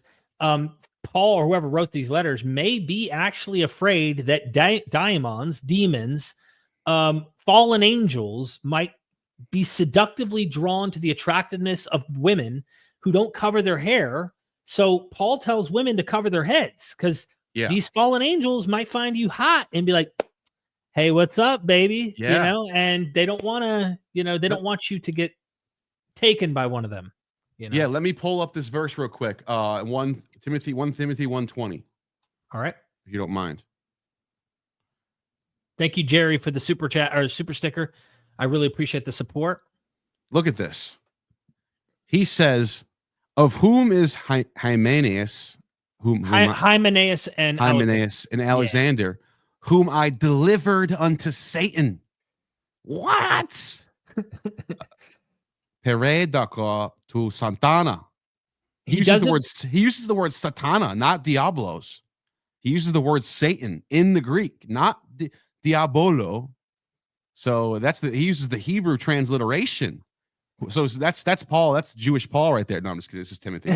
But no, it was a good idea for him to do that because it's like it's more direct. There's even a crazier example where the one son sleeps with his dad's wife, and Paul finds out about it, and he's like, "Who in the world is letting this guy still remain in the among you in the church? You better cast him out and let Satan deal with him so he can learn his lesson, and then maybe he'll be repentant and come back." But the dude's sleeping with his dad's wife. We have some Jerry Springer stuff going on in Paul's letters, just so you know. Yeah. Did you end up finding Baphomet? I did. I showed the image. I didn't want to go too deep into it, but just to show there's. Yeah. So look, he's got the goat head. He's got the hooven legs. This is such a good thing to sort of come to at this point in the discussion, because by the time we get to Baphomet, and I don't know when Baphomet becomes. You even have the Hermes symbol. Century? Look in the middle, the Hermes type of the Hermetic. By the way, the Christians use that symbol. So, but it has the pentagram, which is Pythagorean. That's a symbol of Pythagoreans, right? They use the pentagram for certain rituals. But he's got wings. He's got the head of a goat. He's got the horns. Fingers, the two fingers. Jesus. That's a symbol that Jesus does actually. Yep, and Buddha does too. Yeah, and so, but like the point is, by the time you get to Baphomet, I have no idea. I'm just guessing. Is it 10th century, 11th century, 12th century? I'm just guessing. I know it's later. Yeah, maybe someone in the chat knows. But Baphomet comes way later. But the reason why this is a good thing to bring up, I'm glad the super chatter brought this up, because by the time we get to this is what people think of when they think of the devil. That's why the Church of Satan is the website I literally just pulled this from. They think of this, and it's because of what we've been talking about throughout this entire discussion. This evolution of the scapegoat and Pan and demon and the wilderness and the shaggy goat stuff, and that's how you end up with Baphomet and at the end of all this, right? So, dude, I love that you brought Pan to the table. We went over a lot of the interesting older stuff. We could have gone through the stories about Pan in more depth, of course, but we wanted to give you why this character in mythology and how he gets interpreted into, we would think, Jewish thought before Christian. You might as well grant Azazel has been merged with Pan, as the scholars I quoted earlier. So you already have it in Jewish thought before Christians are on the scene talking about the devil. The devil, Azazel, which is the goat, the desert demon, which is tempting Christ. That is already laid out the groundwork. And then you have church fathers being tempted in the wilderness by goat demons. And then medieval art depicts Satan or the devil with horns. We have these funny, cool, artistic renditions of Satan and the devil all the way from the medieval period forward. The Church of Satan we just saw with Baphomet. There's so much here, but Pan is much more than what he has become. He's just a villain, evil demon, but he's much more like when you go behind that moral negative interpretation of him, there's actually some really cool stuff you discover about Pan. And that's something that we could always dig into in the future. Yeah, I want to show you something one more time to show you how Yeah. old Pan is, because there's a lot of people who think Pan like comes later. You actually no, because and the reason why I would argue this is because there's a god in the Pushan. Hinduism side called Pushan, right? Now this god is way different than Pan, but there's some similarities. But there are scholars of Indo-European languages have pointed out that Pushan is cognate of the Greek god Pan. Ah. So Hermes and Pushan, Woden. Anyway, that's a book that's out there that talks about this. But the reason why, and so what that tells us is this idea of this guy, and like Pushan is depicted, braided hair, beard, carries a golden axe, all and a goad. So that's a rustic that's a rustic farmer god. Yeah. So he's also a psychopomp like Hermes, but he's also like a rustic goad carrying, all carrying, ready to work and ready to look. He's invoked to guard cattle, horses, and sheep, and is asked to find those cattle that have been lost. That's very much like Pan. Who's like this rustic god who's out there in the wilderness with the shepherds. I was just about to say the shepherd knows his sheep, doesn't he? Yeah. and so this tells he's me an antichrist in Christian thought. This tells me that Pan has deep roots going back to pre-language or pre-writing. So that's what, and that's the evidence in Arcadia on the ground. The physical archaeological evidence on the ground shows that there was worship of a Pan-like deity, of some sort of mythological goat figure in Arcadia back in the Mycenaean period. So wow, do what you will with that. Absolutely. I'm going to get to super chats here, bro. We'll try to blast through some of these. And again, I want to shamelessly plug my brother here, Gnostic Informant, Neal. Let me pull up your YouTube channel. For those who are watching, we got almost 1,500 of you. Nice. Clearly, we love everybody here who's tuning in, watching the video. I want you to subscribe to my bro here, please, because he's doing some big work too. There are books he reads that I would never know about if it wasn't for him. Ideas I wouldn't want to dive deeper into and make documentaries. In fact, you know what I did, Neal? Before we went streaming, I started taking notes. I'm going to make a video about this whole thing with Pan. Like, you inspire me, bro. And I know that you said the same of me. We both help each other, inspire each other. So I hope people will subscribe. Before we get to super chats, I ask everybody to help my brother out. Support us on Patreon. Like, we really could use your help more now than ever to get this ball rolling. All right. Super dupers, are you ready? Hell yeah. I appreciate that plug, man. I appreciate that. Thank you for everybody watching. Man. You know I love you, bro. We already got Greek Informant in here. JC in the house. Again, JC, always blowing our minds with etymologies and like linguistic brain busters. So if we can't answer any of your super chats, I hope you forgive us. Okay. Why is a hexafoil rosette on an altar at Panias? Why is a hexafoil rosette at an altar at Panias? Oh, did we see? I didn't see that when I was there. Maybe that's something worth looking up. Maybe look that up right now. Hexafoil rosette. Yeah, I say Rossetti, but rosette probably is a silent E. Wendy's already super chat or already a patron of yours, so thank you, Wendy. Yeah, I never saw that. Is it there? I don't know. We didn't, dude. We didn't have a lot of time when we were there. We were there for 30 minutes, and then we had to dip because we had 18 other sites to see in 10 hours. It was crazy. Yeah, crazy. I don't know. I'm trying to look it up. I don't see it anywhere, but I don't doubt it. We didn't see everything there. We're not like I didn't like sweep the whole place and find it everywhere. That's why I was saying when we do our tour again and everyone comes in, I think we need to spend more time at certain sites like this one versus some of the sites we may not have needed to go to. I remember being there and just being stoked at that place. Yeah. What about JC. I don't know. What about Sepphoris, bro? We didn't get to really milk Sepphoris. Sepphoris. You remember? No offense to James, he was walking fast to all these places that he wanted to show everybody. And I remember I was like, Derek. And I was like, Derek, we just walked past an Orpheus mosaic. Oh, that's right. I thought it was I was getting mad. I was getting mad because I was like, why aren't we looking at this stuff? Why are we walking past this like it's nothing? Right. He was like, well, look at over here. There's a menorah. Or look at this Jewish thing. Look at this.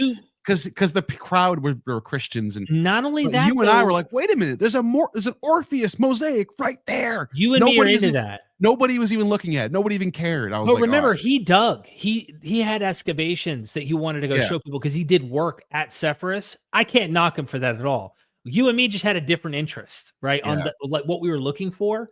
So when we go back, we will definitely take our time and look at some of these sites. Now that we know they're there, it's so good. Okay, why is the same rosette on the Magdala stone? Oh, that I do know. That is true.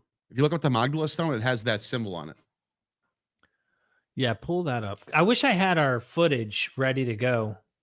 So what they here? It's right here. I'll share my screen. Magdala stone. I got it here. If you want me to, or you can. Hold on. Why is it so damn small? Here, I'll do it on mine. I can do it on mine. It's too small. Let me do it on mine. Yeah. That's it though. That's the symbol that he's talking about, JC. Okay, hold on. Let me see. That's what it's called. I don't know if it's actual. Yeah, no, it's a rosette. Yeah. This one. Yeah. Yeah. That's it. I could zoom it in, but we could see it. Oh, you can see it. Yeah. Yeah. It's like 6-pointed stars, so to speak, kind of flower petals. And this is common in those to design things this way. The hexagrams are common, pentagrams, all types of symbols like that you see in all the different decorations. Pythagoreans were big into that stuff. I think Jonathan Adler mentioned something. I think he said something about, and I could be mistaken, but in his book, when the temple, this was like in synagogues that were away from Jerusalem, they almost, rather than having to travel to Jerusalem, a lot of these diaspora synagogues had their own temples, so to speak, holy of holies, and this menorah and whatnot represented it. So it was symbolic of their holy of holies in their local synagogues. I can't remember the exact, I could be butchering that a little bit, but that we saw this in person. I know Jonathan's very stern on the idea that synagogues are not temples and they're just places of study. But he might have said there might have the symbol of the menorah might have been in there. Well, I know the symbol is. You can see it right there. Yeah, the symbol. Yeah. Yeah. Because, I'm just wondering. One of the things that me and him are always talking about is how what made Israelite or Jewish religion so different than all the other religions of the time is that they had the one temple in Jerusalem and then synagogues everywhere else. And the synagogues were not for sacrifice. And they weren't temples what you go and worship God at. They were places where you went and read Torah. Right. So I'm sure the symbols are in there. I just don't know if they would say it represents the temple. You know what I mean? Yeah. I bet it's up for dispute. You might be right. Greek informant in the house again. Thank you for the super chat. Plutarch, while on a voyage to Italy, the mariner Thomas is said to have heard a divine voice across the water proclaiming, "The great god Pan is dead." Yeah, we talked about this earlier on the video. He might not have saw it, but yeah, this was an Why did they say that? Why did they say he was dead? Plutarch doesn't actually explain why. He just tells us this weird story. But then later, Christians decide to say this is proof that Christ conquered the old gods. Because it was this happened during the reign of Tiberius. Mm-hmm. And so it was like between 14 and 30 AD or something, 30, whatever. And so Jesus was alive, right? And what else was I going to say? So they're thinking while Christ was alive, Pan gets killed. Therefore, Christ defeated the gods. I don't know why. Plutarch never actually says like why. Let me ask. Let's see if ChatGPT might know. Do a little search. I can go back to the passage. The next thing he says. Do you want me to pull the passage up? Sure. I'm going to look up why did they say Pan is dead? Any scholarly? Let me share this real quick. Okay. While you're doing that. All right. So go ahead. Here it is. He says, "The great god Pan is dead." On hearing this, here he goes. Tiberius became so convinced of the truth of the story that he cased an inquiry and investigation to be made about Pan, and the scholars, who were numerous at his court, conjectured that he was the son born of Hermes and Penelope. Oh, there's the Penelope version. Huh. That's interesting because this goes against Homer. Anyways, moreover, Philip had several witnesses among the persons present who had been pupils of old man Aemilianus. Demetrius said that among the islands lying near Britain, many were isolated, having few or no inhabitants. Some of them bore the names of divinities or heroes. He himself, by the emperor's order, made a voyage for inquiry and observation to the nearest of these islands, which had only a few inhabitants, holy men, who were all held inviolate of the Britons. Shortly after his arrival, there occurred great tumult in the air and many portents. Violent winds suddenly swept down. Lightning flashes darted the earth. When these abated, the people of the island said that the passing of someone of the mightier souls had been, that the passing of someone of the mightier souls had befallen. For, they said, as a lamp, when it is being lighted, has no terrors, but when it goes out, it is distressing to many. So the great souls, having kindling into life that is gentle and inoffensive, but their passing in dissolution often, as at the present moment, fosters tempest and storms, and often infects the air with pestilential properties. Moreover, they said that in this part of the world there is one island where Kronos is confined, guarded while he sleeps by Briareus. For his sleep has been devised as bondage for him, and round about him are many demigods and attendants and servants. What? That's interesting. So I don't know. I could tell you what this said. I'll read what mine says. Yeah. Let me come back to you and me here for a second, making us full screen for a second here. Okay, so this is what it says, right? And this brings up your point of Eusebius, quoting Eusebius. Yeah. Eusebius, the early church historian, embraced the story as symbolic. Plutarch's quote, interpreting Pan's death, Pan meaning all, to signify the defeat of all pagan deities and demons with the rise of Christ. That's now, what I'm saying. Loss of pagan authority. Plutarch tied the death of Pan to the disappearance of oracles and the decline of divine voices in the world, a sign that traditional pagan powers were fading. Now there's naturalistic echoes. Some modern scholars believe Plutarch's tale may stem from sailors mishearing cries for the death of Tammuz, a Near Eastern fertility deity that sounded like Pan is dead. Whoa. So that's and you know what's even weirder about that is that Plutarch in the same passage talks about Kronos being bonded down underground, almost like in Revelation where it talks about Satan being bound. When he's got all his attendants around him, all the demons around him. Yep. They're helping him, and then he escapes one day. 1,000 years later, yeah. I think Plutarch is influential in some of these Christian, early Christian thought. I think so. Or it might just be common thought that like they're all connecting these dots. So you wouldn't even need to necessarily do that. Last comment on that one real quick here from what ChatGPT pulled up. Plutarch's story had a profound influence. Early Christians reinterpreted it as theological turning point, marking the end of paganism and the triumph of Christianity. The tale's mix of rumor, divine voice, and collective lament echoes the shift from polytheism to Christian theology. It remains one of the most cited and debated anecdotes in ancient religious history where myth, wordplay, and cultural change collide. Plutarch isn't simply reporting a sailor's weird experience. He's offering a symbolic sign that the old gods have passed. Whether literal, rhetorical, or allegorical, the tale of Pan's death became a pivotal narrative tool in shaping the transition. We already said that already. Can you pull up my screen one more time? I'm going to show you something real quick. If you go down a little bit further, he talks about Plato and all this, and where Plato falls. He says, but when Heraclion inquired in what ways related to Plato and how he had given the keynote for this topic, Cleombrotus said, you will remember that he summarily decided against an infinite number of worlds, but had doubts about a limited number and up to 5. He conceded, and this is talking about the 7 heavens thing, right? Yeah.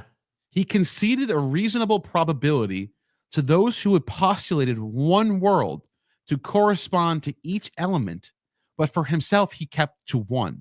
This seems to be peculiar to Plato, for the other philosophers conceived a fear of plurality.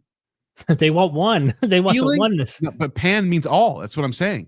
Right. Feeling that if they did not limit matter to one world, but went beyond one God, one world, one king, one dogma, an unlimited and embarrassing infinity would at once fasten itself upon them. It's the contingency idea too. Like there's so much that ties to this philosophically. Yeah. It's easier to just give it one. Don't give us plurality. Don't give us complexity. Don't give us too much, because then you open up a world that has infinite. Where's the limit drawn? You Look see at what this. I'm saying? I know. And this is this. So I think there's a philosophical layer behind all this, behind the death of Pan. So Pan isn't a deity here necessarily. It's really Yeah. it's more about this symbolic meaning about the plurality or many. Exactly, because remember, the other Platonists think he represents the cosmos itself. So they're disagreeing on this. And then it says that on anything touching these matters, if on nothing else, I should be an inquisitive and eager listener. When he so graciously put himself at my disposal and gave me the opportunity, he said that the worlds are not infinite in number, nor one, nor five, but 183. It sounds like some Gnostic shit going on. Sounds like some Pythagorean stuff. Yes, you know what I mean? of course. Arranged in the form of a triangle. Oh, that's Pythagorean. Each side, yeah, Platonists are Pythagoreans pretty much. They come out of the Pythagorean tradition. Each side of the triangle having 60 worlds. Of the 3 left over, each is placed at an angle, and those that are next to one another are in contact and revolve gently as in a dance. The inner area of the triangle is the common hearth of all, and it is called the plane of truth, in which accounts the forms, the ideas, that's the word in Greek, forms, and the patterns of all things have come to pass, and of all that shall come to pass rest undisturbed, and round about them lies eternity, whence time, like an ever-flowing stream, is conveyed to the worlds. I'm thinking triangle of Trinity, bro. So if I'm reading Plutarch correctly here, I think he's basically getting at the death of Pan is the death of this plurality and the coming of this oneness, monism, the monad, the one God, one mediator, you know what I mean? One good, one Roman Empire, one everything. This, you know what I mean? Absolutely, bro. Yeah, there's so much there. And then you can get into dyads and triads, which I think the triangle might be hinting at. That's a triad. It's a symbolic of a triad, the triangle. Exactly. Steve, again, thanks for the super sticker earlier. Robert Mahaney in the house. Thank you for the super sticker or super chat. Thank you so much. Been a minute since I've seen your name. Tracy Femstar, thank you for the super chat. Who is Igapan? Igapan, yeah. Igapan? That's actually a good question. That's the a faun or satyr? Let me pull up I'll just pull up the Wikipedia for Agapan. It's basically Pan. It's another name for Pan. So it's just another name. Hold on 1 second. Yeah, no, I'll just show you this real quick. This is actually worth looking up real quick. Share my screen. I think it's pronounced Igapan. Igapan. Yeah, Igapan. Igapan? Yeah. So here's Igapan, and it's basically just was a mythological either distinct or identical to Pan.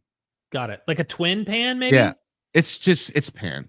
I heard there was 2 Pans in some myths. Some think there were 2. I don't think this is that. I think it's just another name. His story appears to be of late origin, so you can see like this is from 1493. But look, he's got the horns, he's got the hooven feet. You know, it's Pan.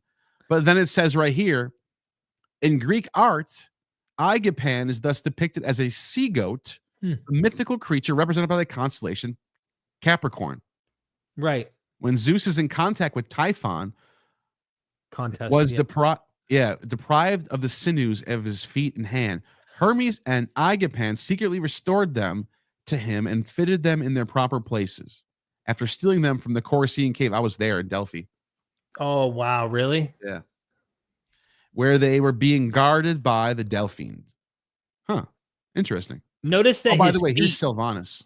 Notice that it's talking about like his hill, like his Achilles heel that is being removed. Him and Typhon. If you go back to the Typhon myth, that same issues in the Jacob and Esau saga. where Jacob's coming, or Esau's coming out of the womb. Jacob grabs him by the heel, pulls him back into the womb, and comes out first. I believe, no, Esau did that to Jacob. I believe one or the other, but it's the hill that is the authority. And when you take it, he has to hide in a cave because he's lost his kingship due to his hill. There's something about the hill and feet with footstools and all that in the Bible that are significant to authority. Because it's the base, it's your foundation. Right. But check this out. Speaking of fawns and satyrs, they're pretty much the same thing. They're pretty much, there's different words of the same thing, pretty much. Sylvanus is another one of these fawn-like, satyr-like figures. God of the woods, flocks of cattle. Remember, like Pushan is, or Pan. And he's also sometimes depicted with horns and you know, he's equated sometimes with he's not Pan, but he's, see what it's like. So look at right here. Later speculators identified Sylvanus with Pan, Faunus, and Agapan.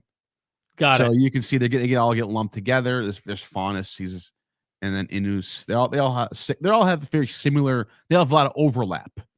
Sylvanus goes back to Etruscan. Someone brought up Krampus as well. Krampus, just yeah. Kind of thinking maybe there's something. Yeah. Demonic looking figures. You know, we're on the same vein. Yeah, nature demonic types. Thank you, Tracy, for the super chat, and I will remember your name. Thank you. Keith Gardeck, thank you for the super chat, my friend. D&E, Derek and Neil, I heard the voice of Jesus Christ. Satan, your kingdom must come down. Very fascinating. What's D&E? Oh, Derek and Neil. Yeah. Thank you so much. Diamond Encrusted Abdullah, thank you for the super chat. Pan is Baal, the founder and creator of Judaism and Islam. His throne is the Kaaba at Mecca. Now, his planet is Saturn, Star of David on top of Saturn. Pan is Baal. Well, I wouldn't. Baal is more like Jupiter. Baal is more like a thunderstorm god, a storm god, storm deity, sky father, ruling in the clouds. Baal is depicted as riding in the clouds. Pan is on ground. He's in the woods. He's not. Baal is like the Lord. He's the head. He's the head honcho. El is like the Saturn version, because you know Zeus is the son of Saturn, where Baal is the son of El, but Baal is really the prince. He's the new one. He's the new head honcho. He takes over the reins of his father El. So I wouldn't say Pan is Baal. I would say Baal is like Jupiter or Zeus. That's what I would say. But Saturn, talking about Saturn, that's and you don't have to go far to find this. There were other antiquity writers who equated El with Saturn and Kronos. Yeah, Eusebius. And equated Baal with Zeus. Sanchoniaton and Eusebius, Philo of Byblos, they all saw that succession myth, Uranus, Saturn, Jupiter, Dionysus. And then in Canaanite or Mesopotamian, it's Anu, El, Baal, and then who's the son of Baal? Was it Yedud? I thought yeah. Well, that's one of them. That's he was the son of El, though. Yeah. But yeah. Anyways, I'm not sure who. I think it ends there actually. But anyways, the point is, you can see, and then in Mesopotamia, going farther east, it's Anu, and then Marduk is the Jupiter. Enlil? Yes, Anu, Enlil, Marduk, yeah, and then so forth. Yes. Yeah. I was thinking Enlil reminds me a lot of Yahweh in a way. Yes. Thank you for that super chat. The mother frickin' Wendy Berg in the house. I love saying that name. It just feels so good rolling off the tongue. Thank you so much for the super sticker, my friend. Just giving you another shout out here. Diamond Encrusted Abdullah says, Baal is an angel. Baal is a angel. Well, messenger. Depending on what you're saying about angel, messenger. If you're talking about the Greek word angelos, messenger. Well, who is he a messenger of? I don't know. Is he an angel in the sense of Christianity? Well, then I don't know about that either. Yeah, I would say they might equate him with a fallen one. I mean, anachronistically, I would say you can say Baal is a daimon in the Greek sense, but he's more of a deus, more of a god. So I don't know. Daimon could mean God in some contexts. Those words can be used interchangeably. Yeah. Like Bacchus gets called daimon. Even Zeus gets called daimon in some of the hymns. the great daimon, the megas daimon, the great daimon. So you can say Baal is a daimon in some context. But yeah, that word angel, the word angel and demon are so weird because the original context of them, like I said, one angel just means messenger, daimon just means like powerful, power spirit, Right. or like power, you know. Yeah, a power of some sort that Yeah. is it That word operates El, similar though. that word El etymologically in Canaanite means power. That's like the etymological root of the word El means power. So Power. it is the word. It could mean, it obviously means God, becomes the word God. But like tracing back the etymology, it's from that word that also means power. So And it's he like was the it's powerful just one. like the word daimon. Yeah. Solera Knight, thank you for the super chat. Who do people say the Son of Man is? Yahshua, Son of Man, for fear of idolatry. False Paul, first to teach Yahshua was Jesus Christ, Son of God. False Paul, first to teach Yahshua was Jesus Christ, Son of God. Was he the first to teach that? I guess on paper, yeah. On paper, As far as we know, as yeah. far as we know, on paper, the first one to say Jesus Christ is the Son of God was, in fact, Paul. Yeah, I guess.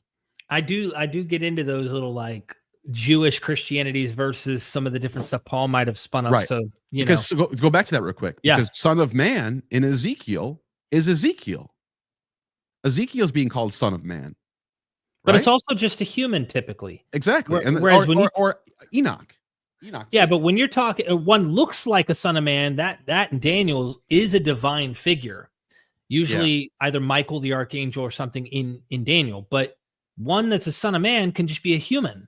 But a son of a god, especially in Greek writings, it's easy to see why someone would think demigod, Look a at this. divine human. Look at this real quick. Let me share my screen real quick before you move on. I just want people to see this. This is from Ezekiel. And he Okay. said to me, Son of man, stand up upon thy feet, and Yep. I will speak to you. So, Ezekiel's the son of man. Does that mean he's the son of God too? No. Nope.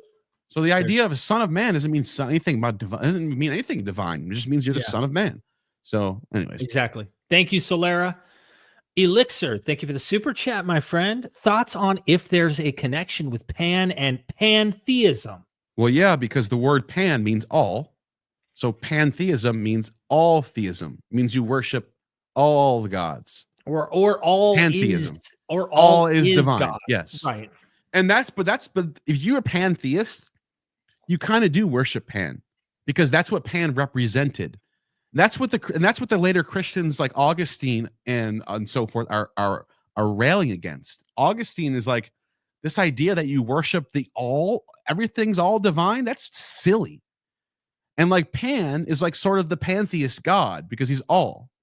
Mm-hmm. I mean, like obviously it's not the same thing. But you see what I'm I know saying? what Like, you mean. the He becomes idea of symbolically, like we just talked about with Plutarch. Yeah, the idea of Pan is sort of going towards the idea of pantheism because it Right. represents all. So Makes sense. Yeah, I could see him being a symbol, Yeah. Diamond Encrusted Abdullah is back again. Thank you so much for another super chat. Big one here. Baal is an extraterrestrial from Andromeda star system. He put the moon in our sky. Moon is artificial. He is moon god. Do your homework. Require small animal sacrifice before it was humans. Done. At McDonald's, factories, farms, and Ramadan. Well, the problem with calling Baal the moon god is they have a goddess, Astarte, who's also the moon goddess. So I don't know how you would get there. I mean, I would say, what's your source for all this? Or is this just your own postulation? Baal is a storm deity who represents the sky. He's the sky god, So yeah, I don't know. I don't know if he's particularly the moon god. I don't know if you can say that, but I do know in ancient Near Eastern there are other moon gods that Sin aren't is Baal. one of them. Right. Sin, exactly. Sin is a moon god. So, and then Astarte is represented with the moon, sometimes a crescent moon or whatever. So I don't know if Baal necessarily has anything to do with the moon. He might have something to do with the moon. He's a sky god, so I wouldn't be that shocked if there's something like that. But I don't know if you can call him the moon god. And as far as being an extraterrestrial from the Andromeda star system, I don't know. What's your source? That's what I would say. What is your source? Do you have a primary source? Do you have evidence? Do you have something to show? Or is this just something? And I look, I love this type of stuff. I don't, Yeah. not hating on it or anything, but it's interesting. Yeah. Thank you, Diamond. I appreciate the support. And yeah, if you have primary sources, we're all about reading them.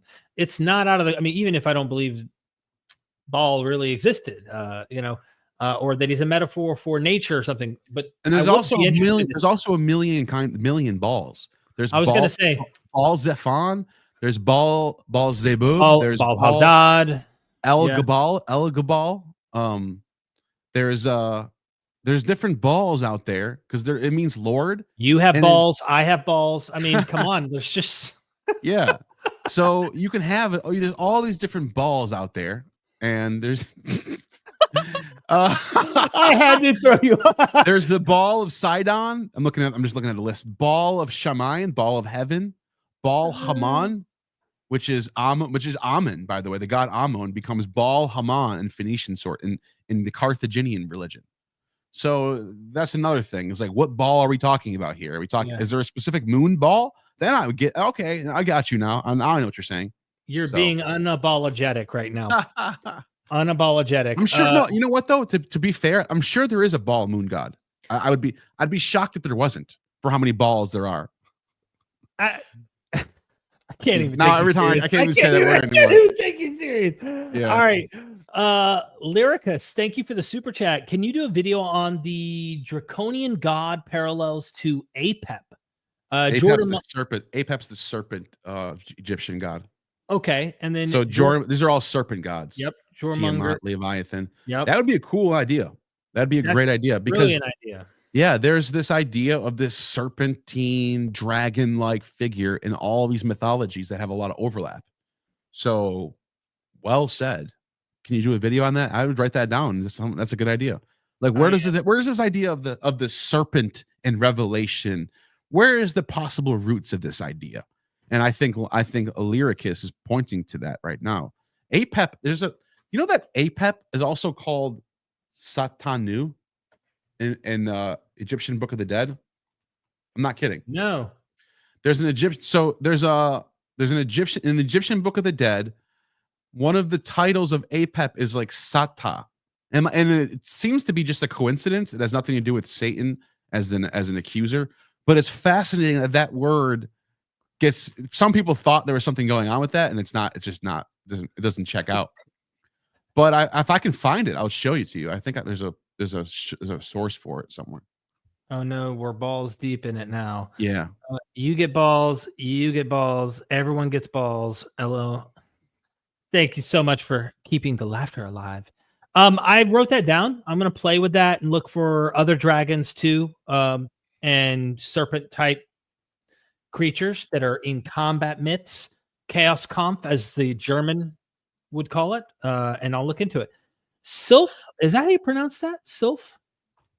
Thank you for the super chat. Judas Goat, captured goat tracked to flock to coal.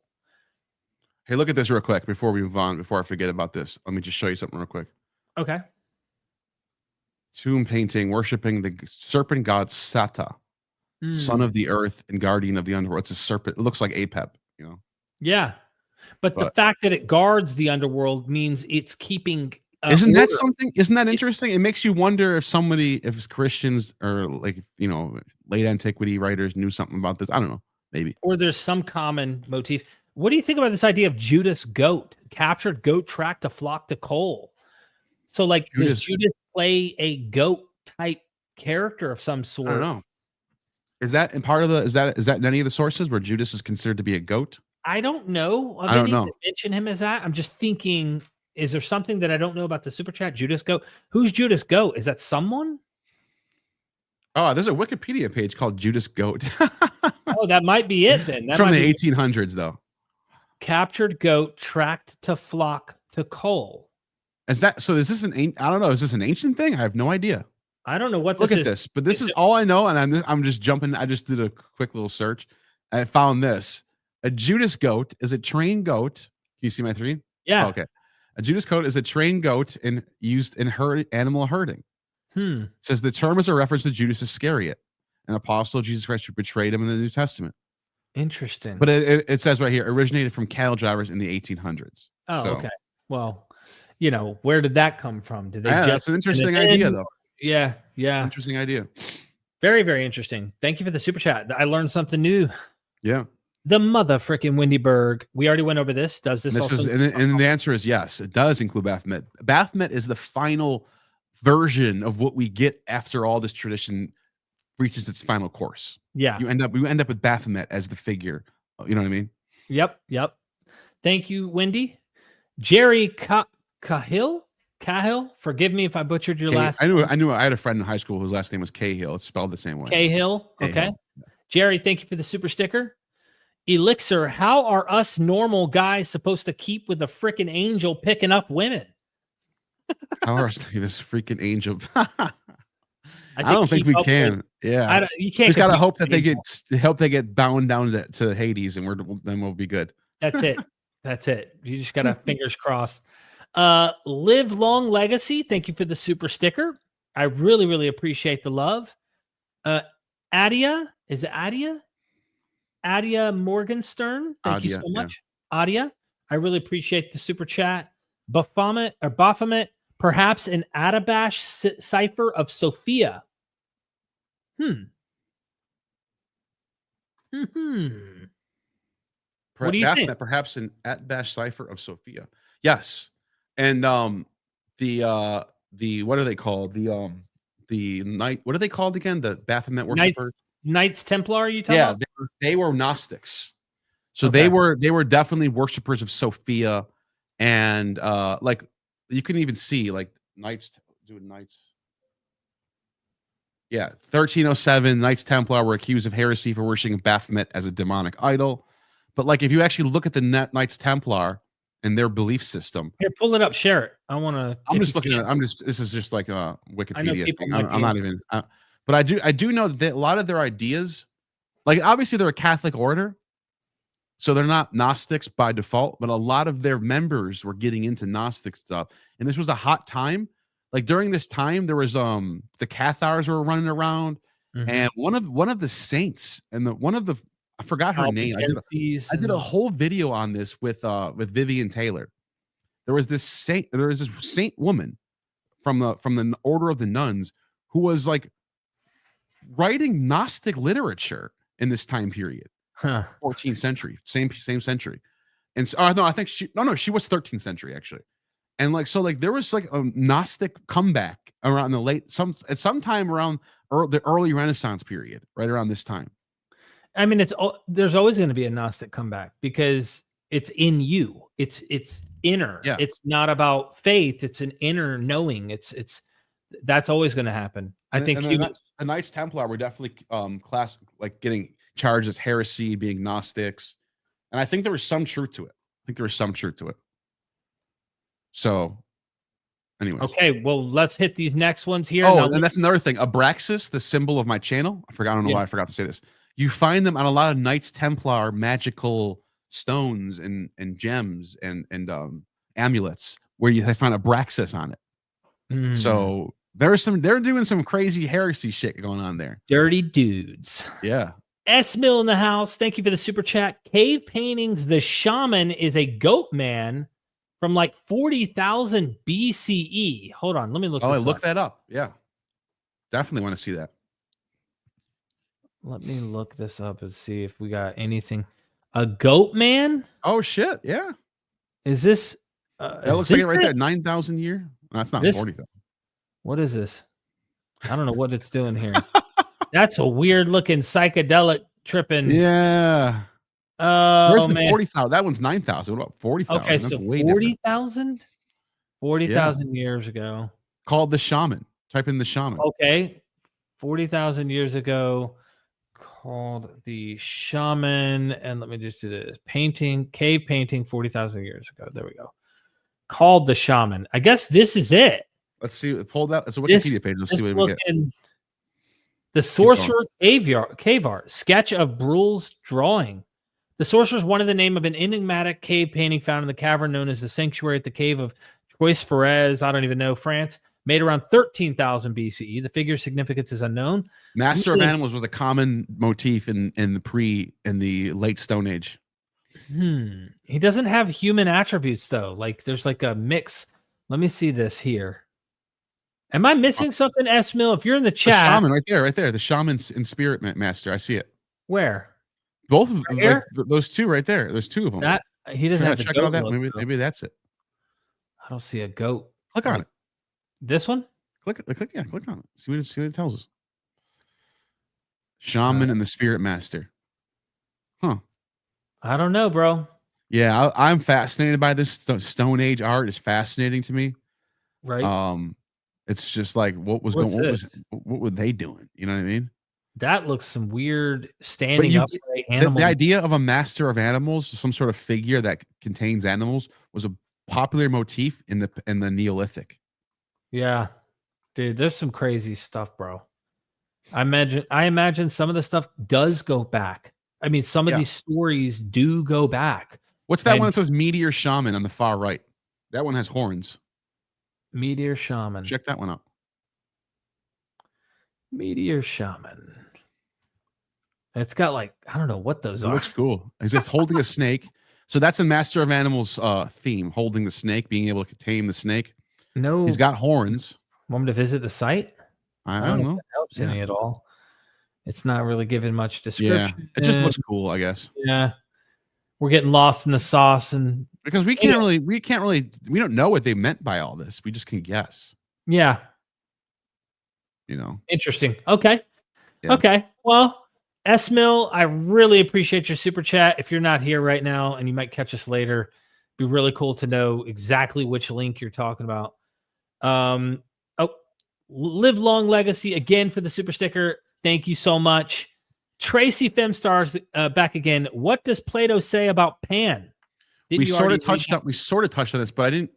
And so as I mentioned, he in Plato's Symposium, they're talking about Socrates being like a satyr, and so I could actually pull this up right here. It says Please Plato Symposium 215b, Socrates as a Silenus, and then it's got the Greek. It says his appearance is just like those of satyrs in Cyllene, like the ones you see playing flutes of Pan and many others.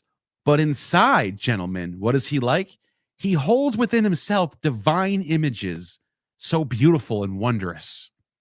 So you can see there's a positive attitude towards Pan and satyrs in Plato. And then he says in Phaedrus, he says, there is a divine madness of two kinds, one from the Muses and the other erotic, which descends from Aphrodite and Eros, satyr-like and philosophical. So they say Socrates is so ugly like a satyr, but inside he's divine and wise. I've heard he's one ugly son of a gun. You want to show everyone what it looks like Socrates' face? Yeah, you can. By the way, just so you know, the date was off. But S-Mill was saying that it was said or it's thought that shamans could convert into goats or wolves, like could like transform into goats or wolves. Yeah, that's pretty interesting. I imagine if you take ayahuasca and you're sitting there looking at your shaman, he's going to turn into other things. So here's Socrates. Are you showing a picture? Yeah. Okay. You can see he's not, he's pretty, he's got a weird looking, he almost looks like a satyr. He's a goofy looking He looks dude. like a satyr there. And that's how they depicted Socrates. And he was, he's an ugly looking dude, but he was the wisest of all. Right. So they compared him to us. Oh, I forgot to mention. I'm so glad I just remembered this. This is such a big deal. Because Socrates also talks about why the playwriters are always bringing the satyrs out for the chorus. Yeah. Because the satyr is the voice of reason.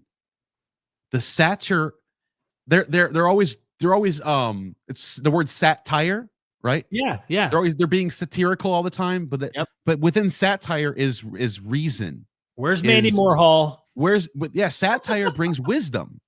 That's why the satyr becomes the symbol of reason and wisdom. That's why in the plays, whether it's Euripides, whether it's Aristophanes, whoever it is, whenever they bring out a chorus, it's the satyrs, and the satyrs are always there to tell the audience the voice of reason. Also, I almost forgot to bring this up. Let me just do one more thing before we get to the next super chat. This is really important, okay? If you don't mind. Yeah, go ahead. This is a quote from Friedrich Nietzsche, my favorite. He's becoming my favorite author of all time. Like he's changing my worldview. Good to see you here, Mandy. Every time I read him, my worldview just gets shattered, and I have to rethink everything. He's a brain buster, bro. Yes. So here's what he says about satyrs. The satyr, as the Dionysiac chorus, dwells in a reality sanctioned by myth and ritual. That tragedy should begin with him. That the Dionysiac wisdom of tragedy should speak through him is as puzzling a phenomenon as, more generally, the origin of tragedy from the chorus. Perhaps we can gain a starting point for this inquiry by claiming that the satyr, that fictive nature sprite, I love stands to cultured man in the same relation as Dionysian music does to civilization. Richard Wagner has said of the latter that it is absorbed by music as lamplight by daylight. In the same manner, I believe the cultured Greek felt himself absorbed into the satyr chorus. And in the next development of Greek tragedy state and its society, in fact, everything that separates man from man gave way before an overwhelming sense of unity that led back into the heart of nature. This metaphysical solace, which I wish to say at once, all true tragedy sends us away, that despite every phenomenal change, life is at bottom indestructibly joyful, powerful, was expressed most concretely in the chorus of satyrs, nature beings who dwell behind all civilization and preserve their identity through every change of generations and historical movement. Powerful. With this chorus, the profound Greek, so uniquely susceptible to the subtlest and deepest suffering, who had penetrated the destructive agency of both nature and history, solaced himself, though he had been in danger of craving a Buddhistic denial of the will. He saved through art, and through art, life reclaimed him. He was saved through art, and through art, life reclaimed him. Just think about it. The image of life itself and tragedy and suffering is the satyr. The image of the devil that the Christians think is evil and demonic is actually the image of life itself. What we're lacking in our world right now. Right. All this like morality obsession of you should act like this, you should act like that. Like we need some satyrs back in the world. We need some people to that are just gonna walk around and not care about shit a little bit. We need a little more satyrs in our world. Does that make sense? A little more entertainment, a little more art, more satire, a little more joking around, a little more life, and more art. Yeah, art brings that. Yeah. That brings me to we've got a few more supers, but just to make this comment, there was a video called "Why the Greeks Are Liars" or "The Greeks Are Liars." It's like one of those triggering titles. Once you click on it and listen to this guy, he points out how Nietzsche was a fan of one of his, like, not maybe it was his Dr. Fodder, but it was like one of his teachers. And he liked him until he realized his teacher was like dead wrong about the Greeks. His teacher interpreted the Greeks as if like an infantile civilization that just didn't grow up yet. Right. And Nietzsche said, no. You do not understand the Greeks. He's like, you do not get it. And then he writes that we have all been born into a Platonic world. We understand good and evil, and everything we do is moralized because of Plato's stuff. He said, you are so missing the point. Greeks, man, the Greeks really had you just summed up world. Nietzsche right there. You just summed up Nietzsche's birth of tragedy. Yeah. This is what he gets at. He says we have too much reason, too much rationalism right now because of Christianity, too much moralism, too much preachers of equality, all that kind of nonsense going on. Whereas the Greeks had this shit figured out. There was a balance. There was a I don't know. You figure, yeah, you get what No, I'm saying. I do know what you mean, and he pointed out why they lied, and you know clearly there's going too far, but then there's going too far, and like you said, there's a balance, and so I really Yeah. love that. I got to read Nietzsche more. My brother's calling me. I know that we're gonna have to get off here soon. So okay, the end is nigh, fam. So okay, let me just tell him. I promise you, I'm wrapping things up right now, bro. I love you. Okay, I'm coming. All right, love you. All right. My bro's calling. All right. Okay. So diamond encrusted Abdullah says Baal was the chief deity at Mecca, 360 gods at Kaaba. He was head god. Muhammad's father supposed to be sacrificed to Baal, 100 camels put in his place. And then he said, my source is the CIA. I know that Mecca had 365 gods, I think. One for every day. But I don't know. Well, I don't know. Is Baal the chief god of Mecca? I didn't know that. I didn't know that. I don't think that's true. I don't know. I'll do this though. While you're looking that up, I'm gonna give a shameless plug to my broski, Neal Gnostic Informant. Man, we've been riding this wave for a minute, working together. Yeah. Let me know if you find out whether or not he was the chief. I don't know. I didn't see. I don't find it. Can't find it. But maybe. I don't know. Subscribe. I know the major gods at that time when Mecca was popping, which would be late antiquity, right? 5th century, 6th to 7th century. You would have Dushara, you'd have Alalat, you'd have those gods are like in charge. Those are like the head gods of that region. Dushara was a big deal. The idea of 360 just gives me red flags that like I don't think there really were that many deities that were actually named that were there. We have some named deities in Muslim sources, but as Ilka Lindstedt, who's doing epigraphic evidence, says, after the 3rd century of the Common Era, polytheism is just not the thing. That's what I was going to say. Like this idea that Islam comes along and they had this like super on steroids polytheism of a god for worship for every day. I don't see that in the sources or reflected in anything. What I do see is I see the major god Dushara worshipped, and like almost like and I see you see Elagabalus spreading in that direction too. You see like Platonism changed everything. Exactly. Platonism made everyone think that there's one eternal creating God, and everything below it is just daimonic powers that serve the one. And everyone followed this suit, and Islam comes out of that at the end of finally in the 7th century. Not saying it came directly from that. It does have it comes out of Judeo-Christian thought as well. But like that Platonism was still inspiring and influencing people in all different directions and how to do religion. You know what I mean? Yeah. It's like it was like the default philosophy for everybody. I think it was scientific-ish, and people were thinking this made the most sense of the world to them. I mean, even right now, there are things that people take as self-evident, right? So there are things that no matter what religion you're in or what philosophy you're in, there are things in the world that everyone just agrees on. We don't even know why. And then back then, that's kind of how it was with these certain things. Like, oh, there's one God, there's controlling everything, and then there's these daimonic powers below it that are kind of mediating between. Explains how things function. Yeah. Yeah, and everyone just kind of went along with this. There wasn't like a lot of differentiation beyond that.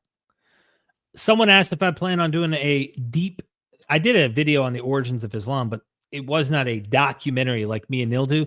You can bet at some point we're going to do a documentary on Islam, and it will get into primary sources and it'll go in depth, but it is still a debated issue on knowing exactly what the case is. So I have to throw a bit of spaghetti at the wall sometimes and give you a few different points of view from the academics.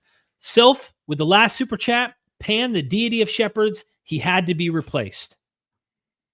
Pan, the deity of shepherds, he had to be replaced. Well, the all had to be replaced with the one. I'll put it that way. Neil, final words from you, bro, before we wrap things up. I was just going to say that even Pliny the Elder, who's writing at the end, he's writing in the 1st century. So this is before even, he might even be writing before the Gospels are even written. He died in 79. So Pliny the Elder, at some point in the middle of the 1st century, even says in his opening, the opening of natural history, where he starts talking about gods, and he's like, some people think there's gods for the common cold. Some people think there's luck charm gods, but we all know there's only one God, and he's all powerful and all knowing. Right. Pliny the Elder says this. This is way before Judeo-Christianity has any influence on Roman religion. So this was already a thing that people just thought was true. Pliny the Elder writes this. Yeah. Diamond Encrusted, Abdullah, thank you for the super chat. 360 gods at Mecca, despite you saying no. Yes, you have a source that says that there were 360 gods at the Kaaba, and that Muhammad came and had them destroyed. What I'm saying is there's a lot of legends. There's a lot of stories. Enoch supposedly lived 365 years. Now, if you believe that, go for it. Have fun. I don't think a man lived 365 years, which just so happened to coincide with the solar calendar, meaning he represents potentially the sun, or there is some solar mythology in the dating of how old this person is. What I'm saying is you can read sources and take them at face value, or you can say, actually, this is just legend or a story. And that's my personal take on that. So, check this out real quick before we go. I got to show you this. This is Pliny the Elder in the 70s AD or whatever, maybe 60s. I don't know when he wrote this. He says, I consider there an indication of human weakness to inquire into the figure and form of God. For whatever God be, if there be any God, wherever he exists, he is all sense, all sight, all hearing, all life, all mind, and all within himself. To believe that there are a number of gods derived from the virtues and vices of man. Like, this is already the norm. The pagans didn't learn anything from the Christians. The Greek-speaking Jewish people learned that from the Platonists, if anything. You know what I mean? I'm not saying that's exactly where they got it from. The Zoroastrians have some inspiring too. But what I'm saying is this was already the norm. Right. Way before anyone thinks it was. So. Got it. Thank you, bro. Subscribe to Neal. Support us on Patreon. Become part of the family. You can directly harass us. So if you want to really smack us around or have private conversations, you can join the Patreon. We have tiers for that, and help us with our work. Help support us so we can keep this thing going. Anything else from you, Neal? No, that's it. Are you sure? I think we're good. Just stay tuned for some videos that coming out. So yeah, definitely go subscribe to Neal. Join him. Look, ladies and gentlemen, in case you ever forget, we are MythVision, and you have just attained true gnosis. Son, do you want to know what the truth is? After this, there's no turning back. You take the blue pill and you wake up in your bed and believe whatever you want to. You take the red pill and you stay in Wonderland, and I show you just how deep the rabbit hole goes. Remember, all I'm offering is the truth, nothing more.